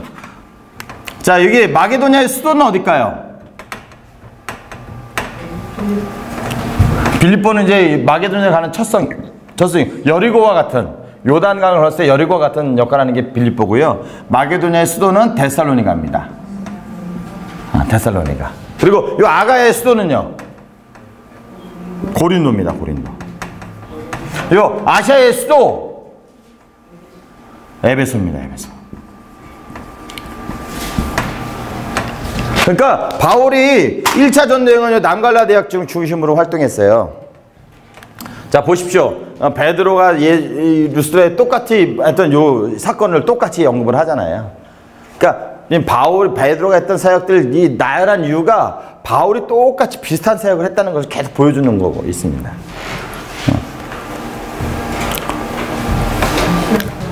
자, 그러면서 이제 이렇게 왔던 것을 이렇게 요 지역 보면 이게 이렇게 쭉 와서 이렇게 돌아온 것을 좀 볼 수 있어요. 이거 보시면서 참조하시면 될 것 같습니다. 그리고 나서 이제 15장에 아주 중요한 사건이 나옵니다. 어떤 사건이 나오면요, 유대로부터 어떤 사람들이 모세의 법대로 할례를 통해서 구원받아야 된다고 얘기를 해요. 안디옥에서. 그래서 바나바와 바울과 대판 붙었죠. 그래가지고 어디로 와요? 야, 누가 맞냐? 한번 예루살렘에 가서 한번 확인해 보자. 그래서 데리고 오게 됩니다. 그래서 이게 AD 49년에 사도행전 15장에 나오는 사건이요. AD 49년에 일어난 사건이거든요. AD 49년에 두 가지 중요한 사건이 일어납니다. 첫 번째는요. 글라우디오 칙령이, 글라우디오는 로마 황제거든요. 그때 당시 통치했던 글라우디오 황제가 칙령을 내려요. 그래서 로마에 살던 유대인을 다 쫓아냅니다. 그래서 그 로마에서 추방된 사람들이 바울이 어디서 만나요? 고린도에서 만나잖아요. 브루스길라와 아굴라. 이것 때문에, 이 사건 때문에. 그래서 유대인들을 여기서 못 잊지 못해 유대인들을 다 추방당하는 사건. 그리고 두 번째가 이제 예루살렘 공의회. 예루살렘의 공의회라는 거는 예루살렘에서 있던 회의라고 얘기하는 거예요. 그게 이제 요게 배경이 요 배경이죠. 믿음으로 구원 얻는다고 바울은 얘기했어요. 그런데 어떤 사람들은요, 할례를 행하고 율법을 지켜야지 구원 얻는다고 얘기하는 사람들이 있는 거예요. 그래서 누가 맞느냐고 예루살렘에서 와서 했는데 제자들과 사람이 다 모여서 얘기한 겁니다. 근데 사도행전 15장에 누구 편을 들어줘요? 베드로와 야고보가 바울의 입장을 들어주잖아요. 그래서 사도행전 15장은 이제 하나님의 복음이 이방인에게도 이제 자연스럽게 퍼지게 되는, 그것을 공식적으로 땅땅땅 치게 된 사건이 예루살렘 공의회 사건입니다. 보세요. 쭉 얘기하죠. 야고보. 나중에 한번 보셔요. 그래서 야고보가 이렇게 얘기합니다. 우상의 더러운 것, 음행, 목매어 죽인 것, 피, 요거 금지하고 요거만 빼고 다 된다라고 얘기하는 거죠. 그래서 요 예루살렘 공의회 이전에 1차 전도 여행하고 나서요 쓴 성경이 있습니다. 그게 뭐죠? 갈라디아서예요. 갈라디아서. 뭐 갈라디아서 뭐 나중에 하면 뭐 후기설 얘기하고 있는데, 대부분 이 문제가 지금 율법을 행해야 되느냐, 할례를 받고 율법을 지켜야지 구원 얻느냐, 믿음으로 구원 얻느냐, 그 문제가 지금 갈라디아 교회에 있었던 거거든요. 지금 이 지역에서 있는 거죠. 그러니까 이 문제가 똑같이 지금 이 14장에 일어난 겁니다. 그러니까 만약에 이 문제가 이 예루살렘 공의회 이후에 있다면 공의회 얘기만 얘기해 주면 되는데 그 얘기는 안 해주거든요. 그렇게 볼 때 이 1차 전도여행 이후에 바로 쓴 성경이, 예루살렘 공의회 전에 쓴 성경이 갈라디아서 아닐까 우리가 지금 보는 거죠. 그러니까 1차 전도여행 때 갈라디아서 한권을 쓰죠. 그리고 나서 이제 이방인의 복음이 있다는 것을 확실하게 땅땅땅, 재판장에서 땅땅땅 하면 끝나는 거잖아요. 저 사건이 이제 예루살렘 공의회 사건이 맞습니다. 그래서 바울이 하나님의 복음을 마음껏 전한 거죠. 그래서 안디옥 교회가 예루살렘 부조했던 것처럼 예루살렘 교회도 안디옥 교회를 서로 협조하는 윈윈. 그래서 바울과 바나바가 야고보를 반대하지 않았어요? 야고보는 바나바와 바울을 반대하지 않았고요. 그럼 여기서 야고보는 누군가요? 사도행전 15장에 나오는 야고보. 예수님의 동생입니다. 네. 자, 그 다음에 이제 끝나고 나서 바로 제2차 전도여행을 출발합니다. 2차 전도여행은 요 마게도니아 지역을 중심으로 활동을 하죠. 하나하나 좀 살펴볼게요. 자, 2차 전도여행 바나바와 바울이 결별하게 되냐, 마가라는 요한을 데리고 가느냐, 못 데려가냐. 옛날에는 되게 심히 다퉜다는 얘기가 없었어요. 근데 성경 개혁 개정하면서 심히 다퉜다는 게 바뀌었더라고요. 되게 크게 싸웠던 것 같아요. 그러니까 바나바가 웬만하면 화를 내지 않는 사람인데 너무 화가 난. 바나바 입장에 한번 생각해 보세요. 화날만 하죠. 내가 키워준 사람인데, 내 조카를 좀 한 번 더 기회 주자는데 안 된다고 하니까요. 그러니까 바울도 참 대단한 사람이고요. 그래서 바울과 실라는 수리아와 길리기아 지방으로 가고 바나바와 마가는 어딜 가요? 바나바의 고향 구브로로 갑니다. 그래서 바나바가 등장했다가 바나바가 쑥 빠지고 이제 바울이 이제 완전 전면에 등장하게 되는 사건이 나오죠. 그래서 바나바는 뭐 했을까요, 그러면? 계속 복음을 전했을 것 같아요. 그러니까 아마 바나바가 계속 복음을 전함으로 인해서 마가라는 사람이 어떻게 해요? 변화된, 이제 나중에는 디모데후서에 그러잖아요. 야, 마가를 데리고 와라. 네, 바울이. 그러니까 그 사람은 바뀌게 된 거죠. 그러니까 이 바나바를 통해서, 그러니까 바나바는 참 사람을 키우는데 탁월했던 것 같아요. 그죠? 마가라는 사람을 데려가면서 그렇게 변화시켰으니까요. 그래서 신라와 함께 요 지역을 먼저 갔다가 왜 먼저 갔을까요? 그 예루살렘 공회에 얘기해 주려고요. 율법으로 구원받는 게 아니고 믿음으로 구원받는다. 그래서 이 디모데를 합류하잖아요. 루스드라에서. 그래서 디모데 유대인 어머니 헬라인 아버지에서 디모데를 할례시키고 여행에 동행시킵니다. 그러니까 디모데가 할례를 시켜요. 그러니까 이 비방받지 않게 하기 위해서. 그러니까 갈라디아에서 보면 내가 이방인을 할례 받지 않게 했다라고 얘기하지만 복음을 전하기 위해서는 디모데를 할례를 시키고 같이 들어야 됩니다. 그러면서 이제 아시아의 지역의 말씀을 전하려고 했는데 성령이 허락하지 않죠. 그리고 부르기아 갈라디아 윗지방, 그러니까 요 윗지방이 부르기아 갈라디아 지방이에요. 여기로 가려고 했는데 못 가게 막아요, 하나님이. 그래서 어디까지 하면 드로아까지 가죠. 드로아가 이제 요 윗지방이거든요, 여기.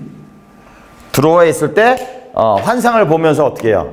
와서 우리를 도와주라 라는 그런 환상을 보고 이제 마게도냐로 떠나게 되는 장면이 나오죠.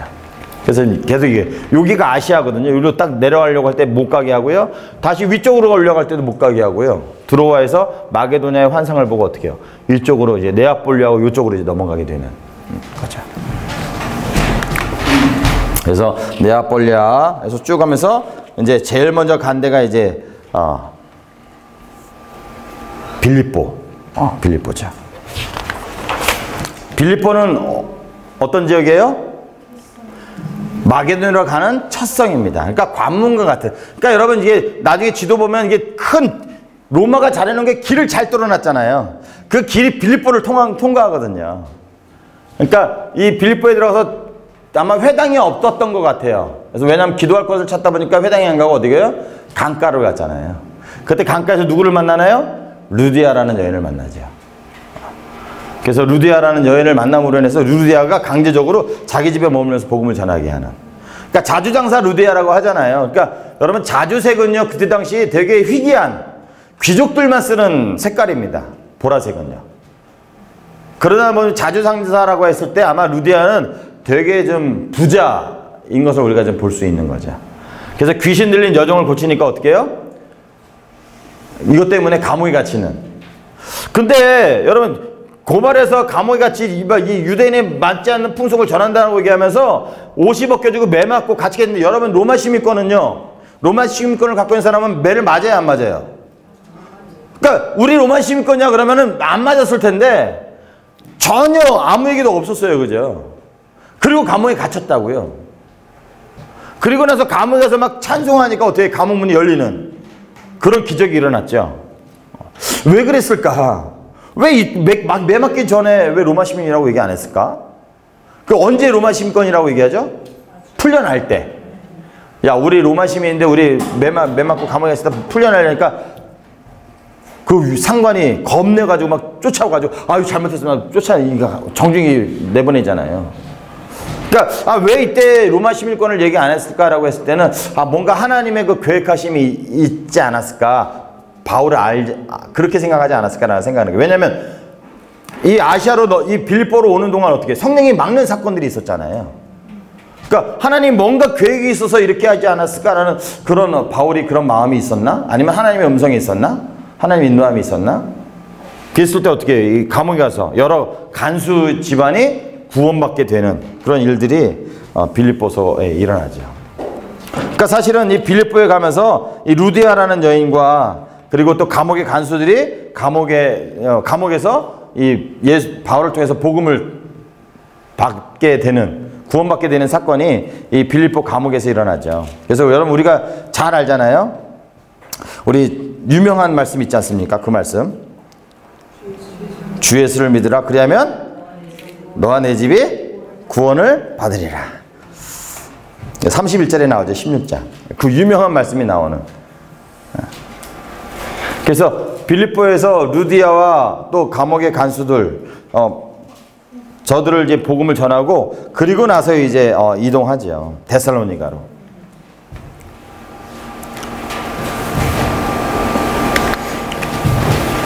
그러니까 똑같이 이 빌립보 사건도 똑같은 거예요. 베드로가 감옥에 갇혔을 때 감옥문이 열리잖아요. 빌립보에서도 똑같이 지금 그런 일들이 벌어지고 있는 거예요. 그 다음에 이제 요 쭉 지나서 데살로니가까지 갑니다. 이 마게도냐의 수도인 데살로니가. 이 데살로니가에서는요, 여러분, 우리가 봐야 되는 게 뭐냐면 새 안식일 동안 복음을 전했다는 거예요. 새 안식일은요, 그러니까 한 달이 못 되게 있었던 곳이에요. 근데 하나님 복음을 전했는데요, 수많은 사람들이, 경건한 하나님의 큰 무리와 많은 기부인들이 믿고 따랐다는 겁니다. 그때 어떻게 해요? 유대인들이 시기해서 어떻게 해요? 야손의 집에 침입해서 이 바울 대신에 야손과 형제들 고소하는 사건이 나오죠. 천하를 어지럽게 하던 이 사람들이 야손이 맞아들였다, 가이사의 명을 어겼다라고 고발했을 때 그냥 보석금 받고 그냥 풀어놔줘요. 죄가 없었던 거죠. 그렇게 봤을 때 이 새 안식일 동안 복음을 전했는데 폭발적인 성장이 있었던 겁니다. 근데 어떻게 해요? 이 핍박이 오니까 밤에 다른 데로 가셔야 되겠다고 이게 보냈는데, 사실 거기에 대해서 이제 오해 때문에 이제 쓴 게 이제 데살로니가 후서잖아요. 왜요? 지도자들은 밤에 모여서 바울 보고 이렇게 선생님 피하셔야 되겠습니다. 그래 갔는데 잠자고 일어나는 일반 성도들은요, 바울이 가버린 거예요. 근데 바울이 무슨 설교했을까요? 예수 그리스도의 십자가, 고난받는 거, 부활받는 거, 그걸 설교했지 않았겠어요? 근데 지금 고난이 오고 핍박이 오니까 바울이 뭐 하는 거예요? 도망간 거잖아요. 그러니까 거기서 하는 오해. 그러니까 이런 거죠. 야, 너 바울 선생님 돈 빌려줬어? 돈 땡긴 거 없어? 막 그런 얘기, 그런 오해. 그게 이제 그거 풀어주기 위해서 쓴 게 데살로니가 전서와 후서잖아요. 물론 이제 재림에 대한 오해도 있었어요. 그죠? 그러니까 새 안식일 동안 하나님 복음이 폭발적으로 확산된. 그래서 데살로니가서에 보면요, 너희의 믿음의 소문이 온 마게도냐와 아가이까지 다 퍼졌다라고 바울이 얘기하잖아요. 여러분, 과장법이죠, 과장법. 몇 달 지나지 않았는데 데살로니가 교회 성도들이 믿음이 좋다는 소문이 온 아가에 퍼질 이유가 없죠. 그러니까 과장법 얘기하면서 그 얘기, 이렇게 칭찬하고 막 하는 얘기가 있죠. 그러니까 자기가 밤에 이게 올 수밖에 없었던 그런 얘기도 하고, 이제 그게 이제 데살로니가 전후서죠. 그러니까 요 새 안식일 때문에 복음을 전했는데 너무나 많은 사람들이 믿었던 것 같아요. 그리고 베레아에 와서 복음을 전하죠.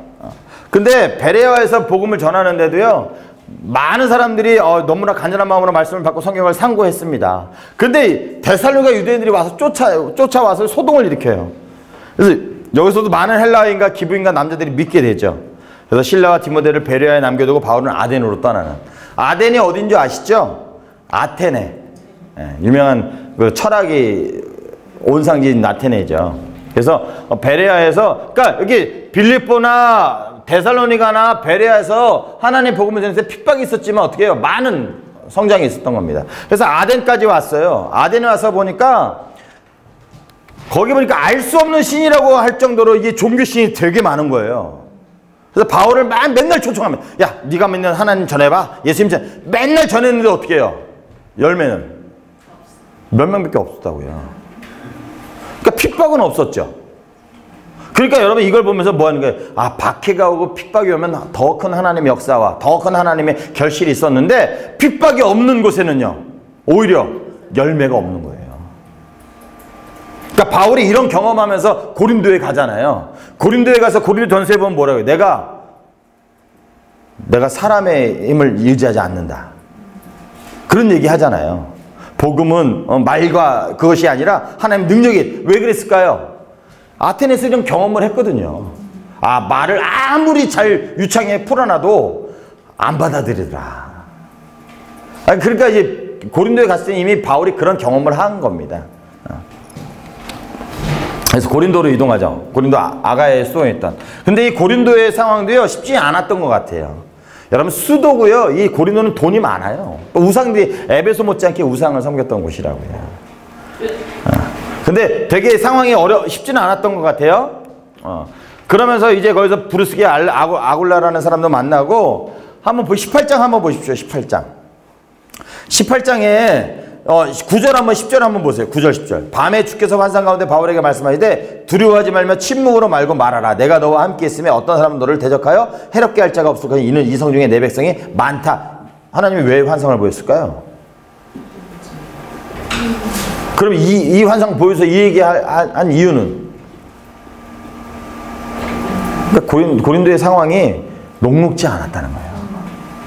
그러니까 하나님, 야, 너 떠나지 말고 여기 머물러 있어. 여기 내 백성이 많아. 하나님 위로하신 거죠. 격려하신 거죠. 근데 그 말씀대로 어떻게 해요? 그 말씀대로 했더니 엄청나게 많은 사람들도 믿게 되는 고린도에서 일들이 벌어지죠. 그러니까 어떤 일이 일어나고 어떤 그 중에서 어떤 사역이 일어나는지 한번 좀 보시면 될 것 같아요. 1년 6개월 동안 이 고린도에 있었습니다. 그러니까 고린도가 여기거든요. 그러니까 2차 전도여행은 남갈라디아 지방이 아니라 어떤 지방이에요? 마게도냐 지방을 중심으로 쭉 가서 마게도냐 지방 요 아가야를 중심으로 활동을 했죠. 그러니까 고린도에 1년 6개월 동안 머물면서, 그러니까 중심 도시는 고린도였었죠. 그렇게 보시면 될 것 같습니다. 그래서 이렇게 하면서 다시 이렇게 쑥 돌아왔죠. 에베소에 여기 갱그레에 가서 머리를 삭발하고, 그거는 이제 서원 때문에 아마 무슨 서원을 했던 것 같아요. 그래서 그 서원에 실패하니까 하고 에베소에 갔는데 어떻게 해요? 거기서 복음이 막 열렸잖아요. 근데 막 여기서 더 머물라고 했을 때 바울이 뭐라고 대답하죠? 바울이 성정이면은 거기서 복음을 전했을 텐데, 야, 나 가야 돼 하고 다음에 올게 하고 갔잖아요. 그게 아마 그 갱그레에서 한 서원하고 어떤 연관이 있지 않았을까 우리가 보는 거죠. 그래서 2차 전도여행은 고린도에서 갱그레에 가서 에베소에서 다시 이렇게 다시 돌아오는 사건이 이제 2차 전도여행인 거죠. 그리고 여기서는 이제 잠깐 올라갔다가 왔다고 다시 해요. 그러니까 올라갔다라는 그 단어가 사실 예루살렘에 갔다라는 얘기는 없지만 예루살렘에 가서 보고하고 갔을 거다라고 우리가 얘기하거든요. 왜냐하면 이스라엘 사람들은 예루살렘의 중심, 물론 예루살렘이 고지대예요. 고지대에 있는 도시이기 때문에 다른 지방으로 갔을 때는 내려갔다라는 단어를 하고요. 예루살렘에 갈 때마다 어떻게 해요? 올라갔다라는 단어를 쓰거든요. 그래서 바울이 2차 전도여행에 아마 예루살렘을 들렸다가 가지 않았을까 우리가 좀 보는 거죠. 그래서 귀안에서 에베소, 가이사랴, 예루살렘 교회, 안디교회, 수리아 이렇게 딱 보고 또 바로 또 이제 제3차 전도여행을 떠납니다. 그러니까 2차 전도여행 때는 1차가 46년에서 48년이라고 한 다음에 2차는 50에서 52년으로 보거든요. 50에서 52년. 그래서 이때는 고린도 지방을 중심으로 활동을 하죠. 그래서 이때 성경을 몇 권 쓰나요? 3권 쓰나요? 2권 쓰죠, 2권. 여러분 이게 외우기 쉬워요. 1차 전도여행 때 몇 권이요? 1권. 2차 전도여행 때 몇 권이요? 2권이요. 뭐 썼을까요? 예? 빌립보서는 아니고요. 데살로니가 전후서를 썼습니다. 고린도에서 썼거든요, 고린도에서. 그러니까 2차 전도여행 때 2권 쓰죠. 그 다음에 이제 바로 이제 3차 전도여행 떠납니다. 3차 전도여행은 53년에서 57년으로 봐요. 어디 중심으로요? 에베소라는 도시 중심으로. 에베소에서 몇 년 동안 있어요? 3년 동안 있습니다. 그러니까 1차는 남갈라디아, 2차는 마게도냐, 고린도라는 중심으로 사역을 했다면 3차는 에베소 중심에 3년 동안 있습니다. 그러니까 바울이 사역하면서 중심 도시는 어디예요? 대도시 중심으로 사역을 했다고요. 거기서 거점을 삼고 아마 에베소에서 여기만 머무는 게 아니라 이것저것 막 돌아다녔겠죠. 자, 시간이 좀 없습니다만 10분간만 제가 더 할게요. 그래도 되나요? 예. 네. 자, 에베소에 가서 3년 동안 있습니다. 3차 전도여행 시작이죠. 갈라디아 부르게 땅을 달리며 굳건하고요. 에베소에서 아볼로라는 사람, 아볼로가 등장합니다. 아볼로는 참 대단한 사람인 것 같아요. 알렉산드리아 출신이면 말을 능통하고 성경에 능통했던 사람. 여러분, 이 에베소에서 이 아볼로가 고린도로 가잖아요. 근데 고린도전서를 썼을 때는 3차 전도여행 때 고린도전서를 쓰거든요. 근데 고린도전서 썼을 때는 이미 고린도 교회에 무슨 파당이 있었을 때 누가 있었던 거예요? 아볼로파가 있었던 거예요. 그러니까 몇 년밖에 안 됐는데. 그러니까 얼마나 이 아볼로가 말을 잘하고 성경을 능통한지 아는 거죠. 기껏해야 1년, 2년이라고요. 1년, 2년 안에 베드로, 바울 못지않게 아볼로파가 고린도에 있을 정도로. 그러니까 성경이 얼마나 능통했다는 것을 우리 알 수 있죠. 그래서 브루스길라와 아볼로를 통해서 이제 성령 체험을 하게 되는, 예수 그리스도의 복음 믿게 되는 일이 벌어지죠. 그리고 에베소에서 쭉 얘기합니다. 그래서 쭉. 그러니까 에베소라는 도시는 나중에 에베소에서 배우실 때 보면은 여기는 영적 디즈니랜드. 모든 우상들이 다 집결된. 수도가 그렇잖아요. 고린도도 마찬가지고. 에베소 때 특별히 아데미의 신전을 섬기는 그것에 있었던 곳이 여기죠. 그래서 바울이 3년 동안 해서 복음을 열심히 전했습니다. 그러면서 이 마술하는 어떤 사람들이 나오기도 하고요. 여러 가지 사건들이 나오죠.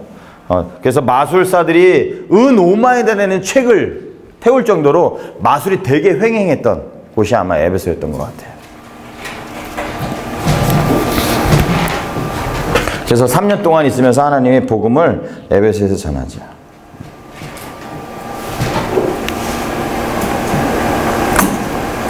그래서 3차 전쟁은 이제 에베소 중심으로 활동합니다. 그러면서 이제 다시 또 에베소에서 쭉 가면서 이게 마게도냐를 갔다가 아가야를 거쳐서, 원래 계획은 여기서 아마 이렇게 오는 거였는데 여기 못 가게 하니까 다시 돌아서 이렇게 3차 전쟁 돌아오잖아요. 그리고 이제 20장 1절에 3절 하면 헬라에 가게 되거든요. 헬라가 어디일까요? 아마 고린도, 아가야 지역 그쪽으로 갔을 거라고 우리가 예상합니다. 고린도에 갔다가 그러니까 이 에베소에 머물면서 지금 성경을 못 쓴 거예요. 고린도 전서, 고린도 교회. 그러니까 여러분 고린도 전서 후서 배우면은 여기 알지 못하는 성경 편지들이 몇 개 있습니다. 그러니까 에베소에 머물면서 고린도 교회에 대한 소문들을 이렇게 있고 방문도 하기도 하고 그런 게 있었던 것 같아요. 그러니까 거기서 오는 문제들, 갈등들, 그런 것들을 쓰기 위해서 고린도 전서를 쓰고요. 그리고 고린도 후서를 이제 쭉 돌아오면서 고린도 후서를 쓰게 되죠. 3차 전도회 때. 그리고 여기 헬라에 있을 때 저기 로마서를 쓰게 됩니다. 그러니까 주로 어떻게 보면 이 3차 전쟁은 에베소 중심으로 활동을 했다는 것을 볼 수 있죠. 그러니까 3달 동안 거주하고요. 수리아로 가고자 할 때 유대인들이 죽이려고 했습니다. 그래서 마게도냐, 빌립보, 드로아를 거쳐서 오게 되거든요. 그러니까 여기 바울의 이런 여행 계획들이 변경이 되는 게 여러 개 나와요. 그러면서 거기에 대해서 야, 이게 거짓말 하는 거 아니야? 너 이렇게 한다고 해서 말을 바꾸냐? 그러면서 이제 그런 오해들도 있었던 것 같아요. 그게 이제 고린도 전후서를 배우시면 아마 자세히 언급될 것 같고요. 그래서 마게도냐 빌립보에서 드로아로 이동을 하죠. 그래서 드로아에서 어떤 사건이 언급이 되나요? 유두고를 살리는 층계에서 말씀을 듣다가 떨어졌던 유두고를 살리는, 그래서 죽은 다비다를 살리는 사건들과 같이 또 보시면 좋겠고요. 그리고 또 드로아에서 밀레도라는 곳이 여기인데 여기 가서 이제 에베소 장로들을 부르잖아요. 에베소 장로들을 불러가지고 이제 고별 설교 얘기하잖아요. 야, 그러면서 막 울기도 하고 그러면서 예루살렘에 가면서 내가 이제 앞으로 잡혀가게 될 거다라는 예언도 하기도 하고 그런 장면들이 나오잖아요. 그래서 장로들에게 뭐라고 얘기하죠? 거짓 교사들에 대한 예언. 앞으로 너희들 거짓 교사들이 세워질 거야. 그러면서 너희들 중에서도 거짓 교사들이 세워질 거야 라고 얘기하고 돌아갔는데 아니나 다를까 어떻게 해요? 거짓 교사들이 많이 세워지죠. 그게 에베소 교회를 향한 그 편지가 에베소서도 있고 디모데 전후서도 에베소 교회에서 사역을 했거든요. 디모데 전후서도 사실 배경이 에베소고요. 요한 1, 2, 3서, 요한계시록이 다 어디 배경이에요? 에베소서 교회가 배경입니다. 왜냐하면 나중에 요한도 또 에베소에서 사역을 하거든요. 그래서 이 요한계시록에 보면 이 에베소 교회를 평가하잖아요. 이단에 대해서 어떻게 해요? 잘 이겨나가는데 뭘 잃어버렸어요? 첫사랑을 잃어버렸다. 그러니까 이 거짓 교사들이 이 바울이 이렇게 예언했던 것처럼 거짓 교사들이 많이 세워졌던 것 같습니다. 그러니까 요한 1, 2, 3, 4나 요한복음에서 똑같이 얘기하거든요. 그런데 그 믿음에 잘 이겼지만 어떻게 해요? 첫사랑을 잃어버린 교회가 되어버린 거죠. 그래서 예루살렘에 당할 일에 대해서 이제 얘기하죠. 나는 갈 거다. 그러면서 이제 귀환합니다. 쭉. 그래서 가이사라에 들려서 또 여러 가지 또 그 예언들을 또 듣기도 하죠. 밀레도 고스, 여기 코스 제가 또 했어요. 가이사라까지 가서 가이사라에서 어떻게 해요? 전도자 빌립의 집에 머뭅니다. 아까 사도행전 8장에 가이사라에 머물렀던 그 여태까지 머물렀다는 걸 알 수 있죠. 그래서 빌립의 집에 머물러서 선지자 아가보라는 사람이 또 와서 예언해요. 그래서 바울이 결박될 것을 예언하고요. 그러니까 사람들이 올라가지 말라고 하잖아요. 근데 바울은요. 나는 그것이 내 사명이다 하고 가잖아요. 그래서 이 3차 전쟁 때 3권의 성경을 씁니다. 어떤 성경이에요? 고린도, 전후서, 또 이 헬라에서 뭘 또 쓰죠? 로마서. 로마서에 보면 그러잖아요. 고린도전서인가요? 거기 보면 내가 로마에도 가고 내가 스페인에도 갈 거다라는 그런 말씀이 나오거든요. 그러니까 요 1차 전쟁 때 1권, 2차 전쟁 때 2권, 3차 전쟁 때 3권. 외우기 쉽죠? 그죠? 그 다음에 이제 21장부터 26장까지는요, 이 감옥에 갇히는 사건들에 대해서 얘기합니다. 바울의 체포와 예루살렘에서 체포되어지고, 가이사랴에 가서 감옥에 2년 동안 갇히고, 이제 로마로 가는. 사실 그래서 바울의 체포와 재판은요, 이 기독교가 이 단순 종교지, 뭐, 로마의 법을 저촉하지 않는다는 것을 보여주는 사건이 저 사건이에요. 그래서 그 총독들하고 이렇게 할 때도 있고 헤롯 아그리파 2세가 쟤는 무죄야 라고 하는 것들이 여기 언급이 되죠. 자, 한번 보겠습니다. 21장부터 야고보와 바울, 이게 그래서 이 예루살렘 때 야고보에게 보고를 하죠. 그러니까 야고보하고 바울이 전혀 반대하거나 서로 비방하지 않았다는 거예요. 그러니까 야고보서가 나중에 볼 때면 후기서를 주장하는 사람들이 있어요. 바울이 예수 그리스도를 믿음으로 구원 얻는다는 것에 대해서 반대하는 의미로 야고보가 행함이 없는 믿음은 죽은 믿음이라고 얘기했다라고 이게 주장하는 사람들인 거죠. 근데 사실은 그건 아니고요. 서로 반대한 적이 없거든요. 서로 인정해 주는 사람들이었거든요. 그래서 야고보가 이게 예루살렘에 왔을 때 이 바울을 좀 배려해서 얘기하잖아요. 그래서 그런 사건들이 쭉 오면서 이제 바울이 체포가 됩니다. 체포된 이유는 뭐예요? 성전을 더럽혔다는 것. 왜 어떻게 성전을 더럽혔어요? 이방인을 데리고 성전에 데리고 들어갔다고 얘기하는 겁니다. 근데 데리고 들어가지 않았는데. 그러니까 스데반이 거짓 고소내한 건 똑같아요. 율법과 성전에 대한 비방. 그래서 에베소 사람 드로비모를 바울이 성전에 데려간 것으로 오해해서 하죠. 그래서 백성이 바울을 성전 밖으로 데리고 나가 죽이려고 할 때 천부장이 와서 도와주죠. 그랬을 때 이게 헤롯 성전이거든요.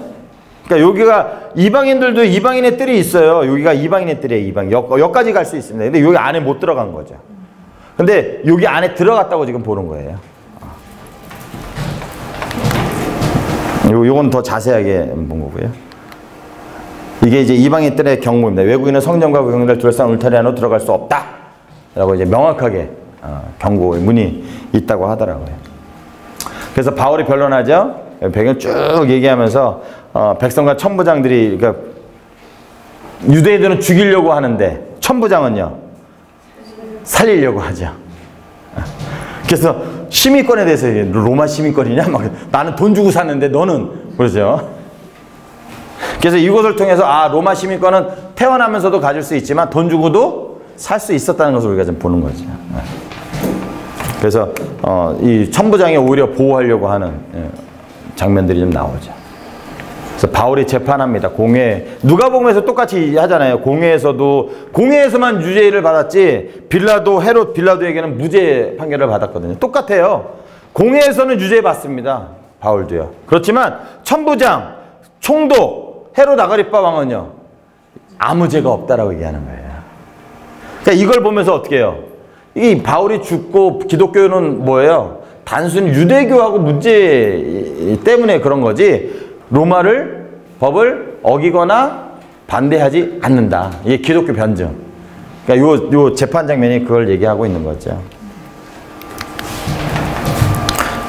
그래서 자세하게 안 다뤘어요. 그래서 한번 보시면 될 것 같아요. 그래서 이때 뭐가 나오나요? 또 바울이 자기를 죽이려고 하니까 나 가이사에 가서 상소할래. 로마 시민권의 특권이잖아요. 그러니까 우리가 여러분 이렇게 우리가 미국에 가서 애기 낳으려고 하는 그게요, 좀 우습게 생각하시면 안 됩니다. 왜 사람들 저렇게 돈 1,000만 원이나 들어가면서 왜 미국에 가서 굳이 애기를 낳을까? 이유가 있어요. 여러분 미국 시민권은요 특권이 많습니다. 여러분 근데 다른 특권 말고요, 나라에서 그 미국 시민 한 사람 한 사람 어떻게 대우하죠? 철저하게 보호합니다. 근데 우리나라는요 보호하지 않죠. 외국에 나가서 무슨 일을 당해도 어떻게 해요? 방송 보도하지 못하도록 그것만 막지 구해내지 않는다고. 근데 미국은요 죽은 사람 시체를 가져갈 정도로요 자기 시민을 철저하게 책임져요. 그러니까 이 우리나라 사람이 야 돈 1,000만 원 주고 왜 가서 왜 미국 시민권, 미국 시민권요 특권이 있다고요. 근데 그때 당시 로마 시민권은요 더 특권이 있는 거죠. 이 가이사에게 상소할 수 있는 권한이 있잖아요. 이거는 이게 뭐예요? 여러분 지금도 오늘날에도 돈 유전무죄 무전유죄 있잖아요. 지금 우린 재판에도 있지 않아요? 없나요? 근데 옛날 2000년 전에는요 더 심했죠. 그러니까 로마 시민권은 뭐예요? 부당하게 재판받지 않을 권리가 있는 거예요. 나 여기 재판 안 받아. 나 분류하면 어디 가서 재판받으면 되는 거예요? 황제 앞에 가서 재판받는 거예요. 황제 앞에 가서 재판받으면요 공정하게 재판받을 수 있는 특권인 거죠. 그러니까 이 재판을 통해서 어떻게 해요? 바울이 상소한다고 하잖아요.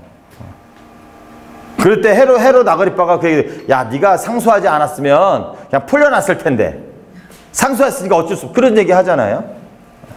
그러니까 이 로마 시민권의 특권을 우리가 좀 볼 수 있는 거죠. 그래서 이제 바울이 가이사랴 빌립보에서 2년 동안 감옥에 갇혔다가 로마로 이제 떠나는 장면이 이제 27장, 28장인 거죠. 그래서 이것도 뭐 그냥 그런 여정들만 좀 보시면 좋을 것 같아요.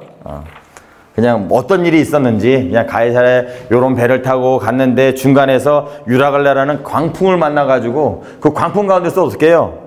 하나님이 살리시는 장면들이 나오죠. 오히려 바울 때문에 어떻게 해요? 이 죄수들을 다 죽이려고 했는데 바울 때문에 야 죽이면 안 된다 그런 얘기 해야죠. 그래서 다 살아나는 사건이 일어나죠. 그러니까 바울이 감옥에서 로마로까지 가긴 하지만 하나님이 얼마나 그를 보호하고 하나님의 뜻을 이루기 위해서 그들을 함께 했는지를 충실하게 좀 보여주고 있죠. 그래서 멜리데라는 섬을 딱 하면서 여기 독사에 물렸는데 어떻게 해요? 살아나는. 뭐 신처럼 막 여기잖아요. 그래서 이 사람들의 도움을 받아서 어떻게 해요? 또 로마로 안전하게 하나님이 그들을 통해서 데려가는 그런 게 이제 로마행 사건인 거죠. 그래서 로마에 딱 여기가 이제 멜리데 섬입니다. 요 지도에 보시면 좋을 것 같아요. 쭉 가서 로마에까지 이제 딱 도착을 하죠. 그래서 셋집에서 2년간 하나님의 나라를 증거하게 되는. 그러면서 이제 딱 끝나는 게 사도행전입니다. 어떻게 보면 저렇게 딱 끝나는 게 참 그 나머지 어떻게 됐을까 궁금하게 생각되잖아요. 그래서 이게 이제 쭉 보면서 하나님의 나라를 전파하게 감옥에 갇히면서까지 핍박받고 감옥에 갇힐 걸 알면서도 바울은 가잖아요. 그게 바로 증인의 삶인 거죠. 내가 어렵고 힘든 길을 나는 어떻게 하면 피할까 그게 아니라 그것이 하나님이 원하는 길이라면 어떻게 해요? 따라가는 길. 때로는 고난과 핍박이 있다 할지라도 그것이 하나님의 영광을 드러내는 일이라면 우리가 하는 것이 바로 증인의 삶이다라는 것을 계속적으로 우리 바울을 통해서 계속 보여주고 있습니다. 여러분 사도행전을 마무리하면서 마치 주인공이 베드로고 바울인 것처럼 보이지만 사실은 여기 안에 잠자되어 있는 거는요. 하나님의 그 구원의 계획을 이루기 위해서 얼마만큼 성실하게 신실하게 움직이고 역사하시는 것을 우리가 볼 수 있는 겁니다. 단지 사람은요. 통로가 되는 거죠. 그러니까 하나님이 우리를 향한 계획하심도요. 우리를 통해서 하나님 나라를 이루고자 하는 그 원대한 계획을 갖고 계시다고요. 그러니까 우리가 이 베드로처럼 바울처럼 우리가 하나님 앞에 의탁하고 하나님을 의지하게 될 때 하나님이 우리를 통해서 어떻게 해요? 그런 일들을 이루실 거라고요. 그래서 하나님의 일은요, 우리가 하는 게 아니라 누가 하는 거라고요? 하나님이 하십니다. 그러니까 이 구원의 계획, 하나님의 나라를 이루는 거는요, 우리가 생각하는 것보다 하나님 더 계획을 갖고 계세요. 의지가 더 튼튼해요. 야, 내가 다른 건 다 포기해도 이건 내가 포기하지 않는다. 내가 너를 향한 계획, 너를 통해서 나를 드러내고, 너를 통해서 하나님의 나라 확장하는 거, 너를 통해서 내가 어떤 존재인지 드러나게 하는 거, 내가 이것만큼 내가 포기하지 않는다고 하나님 우리에게 말씀하시는 것 같습니다. 내가 학문을 많이 배웠던, 재산을 많이 갖고 있지 않든, 건강하지 않든, 그건 아무런 조건이 되지 않아요, 하나님 앞에. 뭐만 있으면 되는 거예요? 내가 하나님을 의지하고 의탁하려는 하는 마음. 그 마음만 있으면 하나님이 우리를 통해서 하나님의 나라를 이루어 가실 것입니다. 여러분, 우리가 정말 그런 좀 다이나믹한 그런 삶을 살았으면 좋겠어요. 그래서 제가 어제도 말씀드렸지만 하나님의 나라는요, 내가 하루하루 하나님의 나라를 누리면서 사는 겁니다. 그래서 여러분, 하루하루가 삶이 어때야 돼요? 행복해야 돼요. 즐거워야 된다고요. 물론 변함이 없어요. 나 일과는 변함이 없어. 맨날 직장 갔다가 집에 와서 맨날 설거지하고 맨날 애들 뒤치다거리 해야 되고 변함이 없어요. 그렇지만 우리의 마음은요, 천국의 삶을 누리는 것처럼 하나님 우리에게 주시는 복들을 어떻게 해요? 누리셔야 돼요. 내가 누려야지 다른 사람에게 어떻게 해요? 누리게 할 수 있습니다. 저는 그 말을 참 좋아해요. 이게 사랑받지 못한 사람은요, 사랑할 수가 없습니다. 진리 아닌 진리인 것 같아요.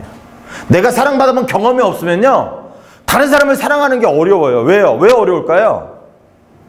내가 받아본 경험이 없기 때문에요. 근데 사랑을 많이 받았어요. 그런 사람은 다른 사람을요, 왜 사랑해 줄 수 있어요? 내가 그렇게 받아봤으니까 그대로 해주면 되는 거예요. 저는 하나님이 우리를 하나님의 자녀로 선택하시고 우리를 통해서 하나님의 나라를 이루어 가시는 우리를 부르심에는 그게 있다고 보거든요. 여러분, 우리가 하나님이 주신 것들을 누리지 않으면 어떻게 다른 사람에게 하나님을 보여주겠어요? 내가 오늘 괴롭고 내가 오늘 힘들고 내가 오늘 지옥의 삶을 사는데 어떻게 다른 사람 보고 야, 예수 믿고 천국 가야지 이렇게 얘기할 수 있냐 이거죠. 그렇게 얘기한다면 하나님은요, 우리가 어떤 삶을 살기 원하시는 거예요? 하나님의 나라, 안식의 삶을 누리고 원하시는 거죠. 에덴 동산과 같은. 그래서 하루하루가 하나님이 어떻게 하나님 오늘 일하실까? 하나님 어떻게 오늘 또 나를 통해서 하나님을 드러내게 하실까? 또 나를 통해서 어떻게 하나님을 또 경험하게 하실까? 우리가 하루하루를 좀 기대하면서 좀 살았으면 좋겠습니다.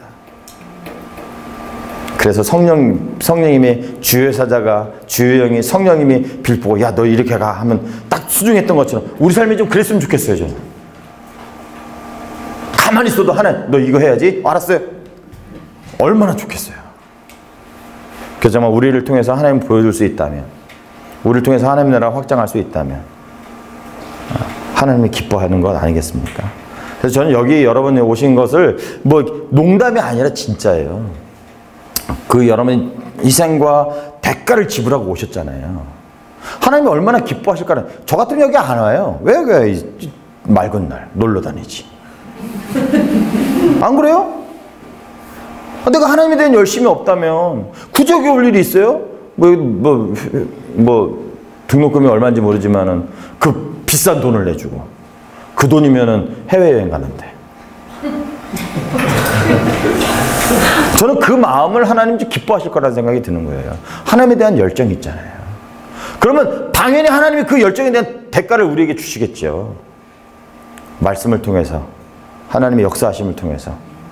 그런 우리 하나님의 은혜를, 성령의 역사하심을 마음껏 누리시고요. 그 마음껏 누리신 것을 다른 사람에게 보여주며 살아가는 여러분과 제가 되었으면 좋겠습니다. 그래서 사도행전 29장 우리가 한번 채워가자고요. 야, 얘는 이렇게 살았더라. 하나님이 어떻게 역사해. 그렇게 우리가 좀 29장을 채워가는 여러분과 제가 되었으면 좋겠습니다. 우리 지금 같이 한번 좀 짧게지만 좀 20분이 지났는데 죄송합니다. 이 소그룹 시간을 빼먹어서. 잠깐 기도하고 마쳤으면 좋겠습니다. 하나님, 나도 하나님 그렇게 좀 써주십시오. 나도 하나님, 이 초대교회 사도행전에 나왔던 그 사람, 경험했던 그 하나님, 성령님을 나도 좀 경험하게 해주십시오. 나의 삶 속에서, 내 가족 안에서, 교회 안에서, 직장 안에서 하나님이 나와 함께함으로 내가 기쁘고 즐겁고 행복하고 나를 통해서 하나님을 마음껏 드러내는, 나를 통해서 하나님의 나라가 확장되어지는 그런 하나님의 역사하심에 내가 동참하는 내가 되어지게 해달라고. 이젠 엑스트라가 아니라 나를 좀 주인공으로, 나를 주연으로 한번 좀 써달라고. 우리 같이 한번 좀 기도하고 마쳤으면 좋겠습니다. 같이 기도할까요? 기도하겠습니다. 사랑의 하나님 감사합니다. 하나님 함께 하시고 인도하시 역사하셔서 우리가 사도행전을 통해서 하나님의 역사가, 하나님의 그 강력한 그 하나님의 나라를 향한 그 의지들을 우리가 봅니다. 하나님, 우리도 그렇게 써주십시오. 우리도 정말 그런 삶을 살고 싶습니다. 하나님, 날마다 하나님을 기대하고, 날마다 하나님을 정말 소망하고, 날마다 하나님 말씀과 은혜 가운데 거하고, 하나님의 그 역사 가운데, 하나님 인도하신 가운데 정말 순종하며 살아가는 우리가 되어지게 하셔서 우리의 삶이 정말 하나님이 다이나믹하고 하나님의 그 역사와 능력이 나타나고, 하나님 그 우리를 통해서 우리 온 가족이, 또 우리 온 교회가, 온 직장들이, 온 사람들이 나를 통해서 하나님을 보게 되어지는 하나님 그런 삶을 살아가는 우리가 되어줄 수 있도록 인도해 주십시오. 하나님, 우리의 생각과 마음을 지켜주십시오. 우리의 아버지 그것들이 요동하지 않도록, 흔들리지 않도록 오직 주의 말씀과 주임을 온전히 붙잡히며 나가는 우리가 되어지게 하셔서 우리를 통해서 하나님이 일하시고 행하시는 놀라운 일들을, 그래서 나를 통해서 이 광주 땅이 변하는 것을 보게 하시고, 나를 통해서 온 열방이 하나님의 나라를 확장되는 것을 보게 하는 우리가 되어지게 하셔서 아버지, 우리가 하루하루 살아갈 때 정말 기대하게 하시고 소망하게 하시고 마음껏 하나님이 주신 복들을 누리며 살아가는 우리 모두가 되어줄 수 있도록 주님, 이 광주 이 TBS 모든 학생과 간사님들 아버지 하나님 허락해 주시기 원합니다. 또 저에게도 그렇게 할 수 있도록 하나님 허락해 주십시오. 사랑의 하나님 감사합니다. 하나님, 우리가 사도행전을 통해서 하나님의 그 마음과 뜻과 또 교육하심을 봅니다. 하나님이 여전히 하나님 나라에 대한 관심이 있고, 또 우리를 향한 그 놀라운 계획들과 놀라운 뜻들을 하나님 여전히 포기하지 않고 계심을 우리가 또 믿습니다. 하나님, 우리도 하나님 바울처럼, 또 베드로처럼, 또 아버지 스데반 집사처럼, 빌립 집사처럼 하나님, 우리도 하나님 앞에 정말 쓰임받는 우리가 되어질 수 있도록 도와주십시오. 하나님, 우리를 통해서 마음껏 하나님이 역사하시고 마음껏 하나님이 드러나실 때에 하나님, 우리를 통해서 우리 가족이, 또 교회가, 온 직장 사람들이 나를 통해서 하나님을 보게 되어지는 놀라운 일들이 일어날 수 있도록, 더 이상 내가 엑스트라고 방관자가 아니라 내가 그 하나님의 일을 중심에, 또 내가 주연으로 아버지 활동하는 그런 제가 되어지게 하셔서 아버지, 하루하루가 정말 기대가 되어지고 하루하루가 하나님 때문에 기쁘고 감사하고 행복하게 해주시고, 그래서 나를 통해서 많은 하나님의 그 은혜가, 하나님의 그 역사심들이 하나님 이제 흘러 들어가게 하는 하나님 복의 통로로 하나님, 우리 한 사람 한 사람이 세워지고 쓰임받을 수 있도록, 그래서 바로 그 복의 통로와 하나님의 은혜를 경험하는 자리가 바로 이 자리가 되어질 수 있도록 주님 함께 해 주십시오. 그렇게 하실 하나님을 기대합니다. 예수님의 이름으로 감사드리며 기도합니다. 아멘. 수고하셨습니다.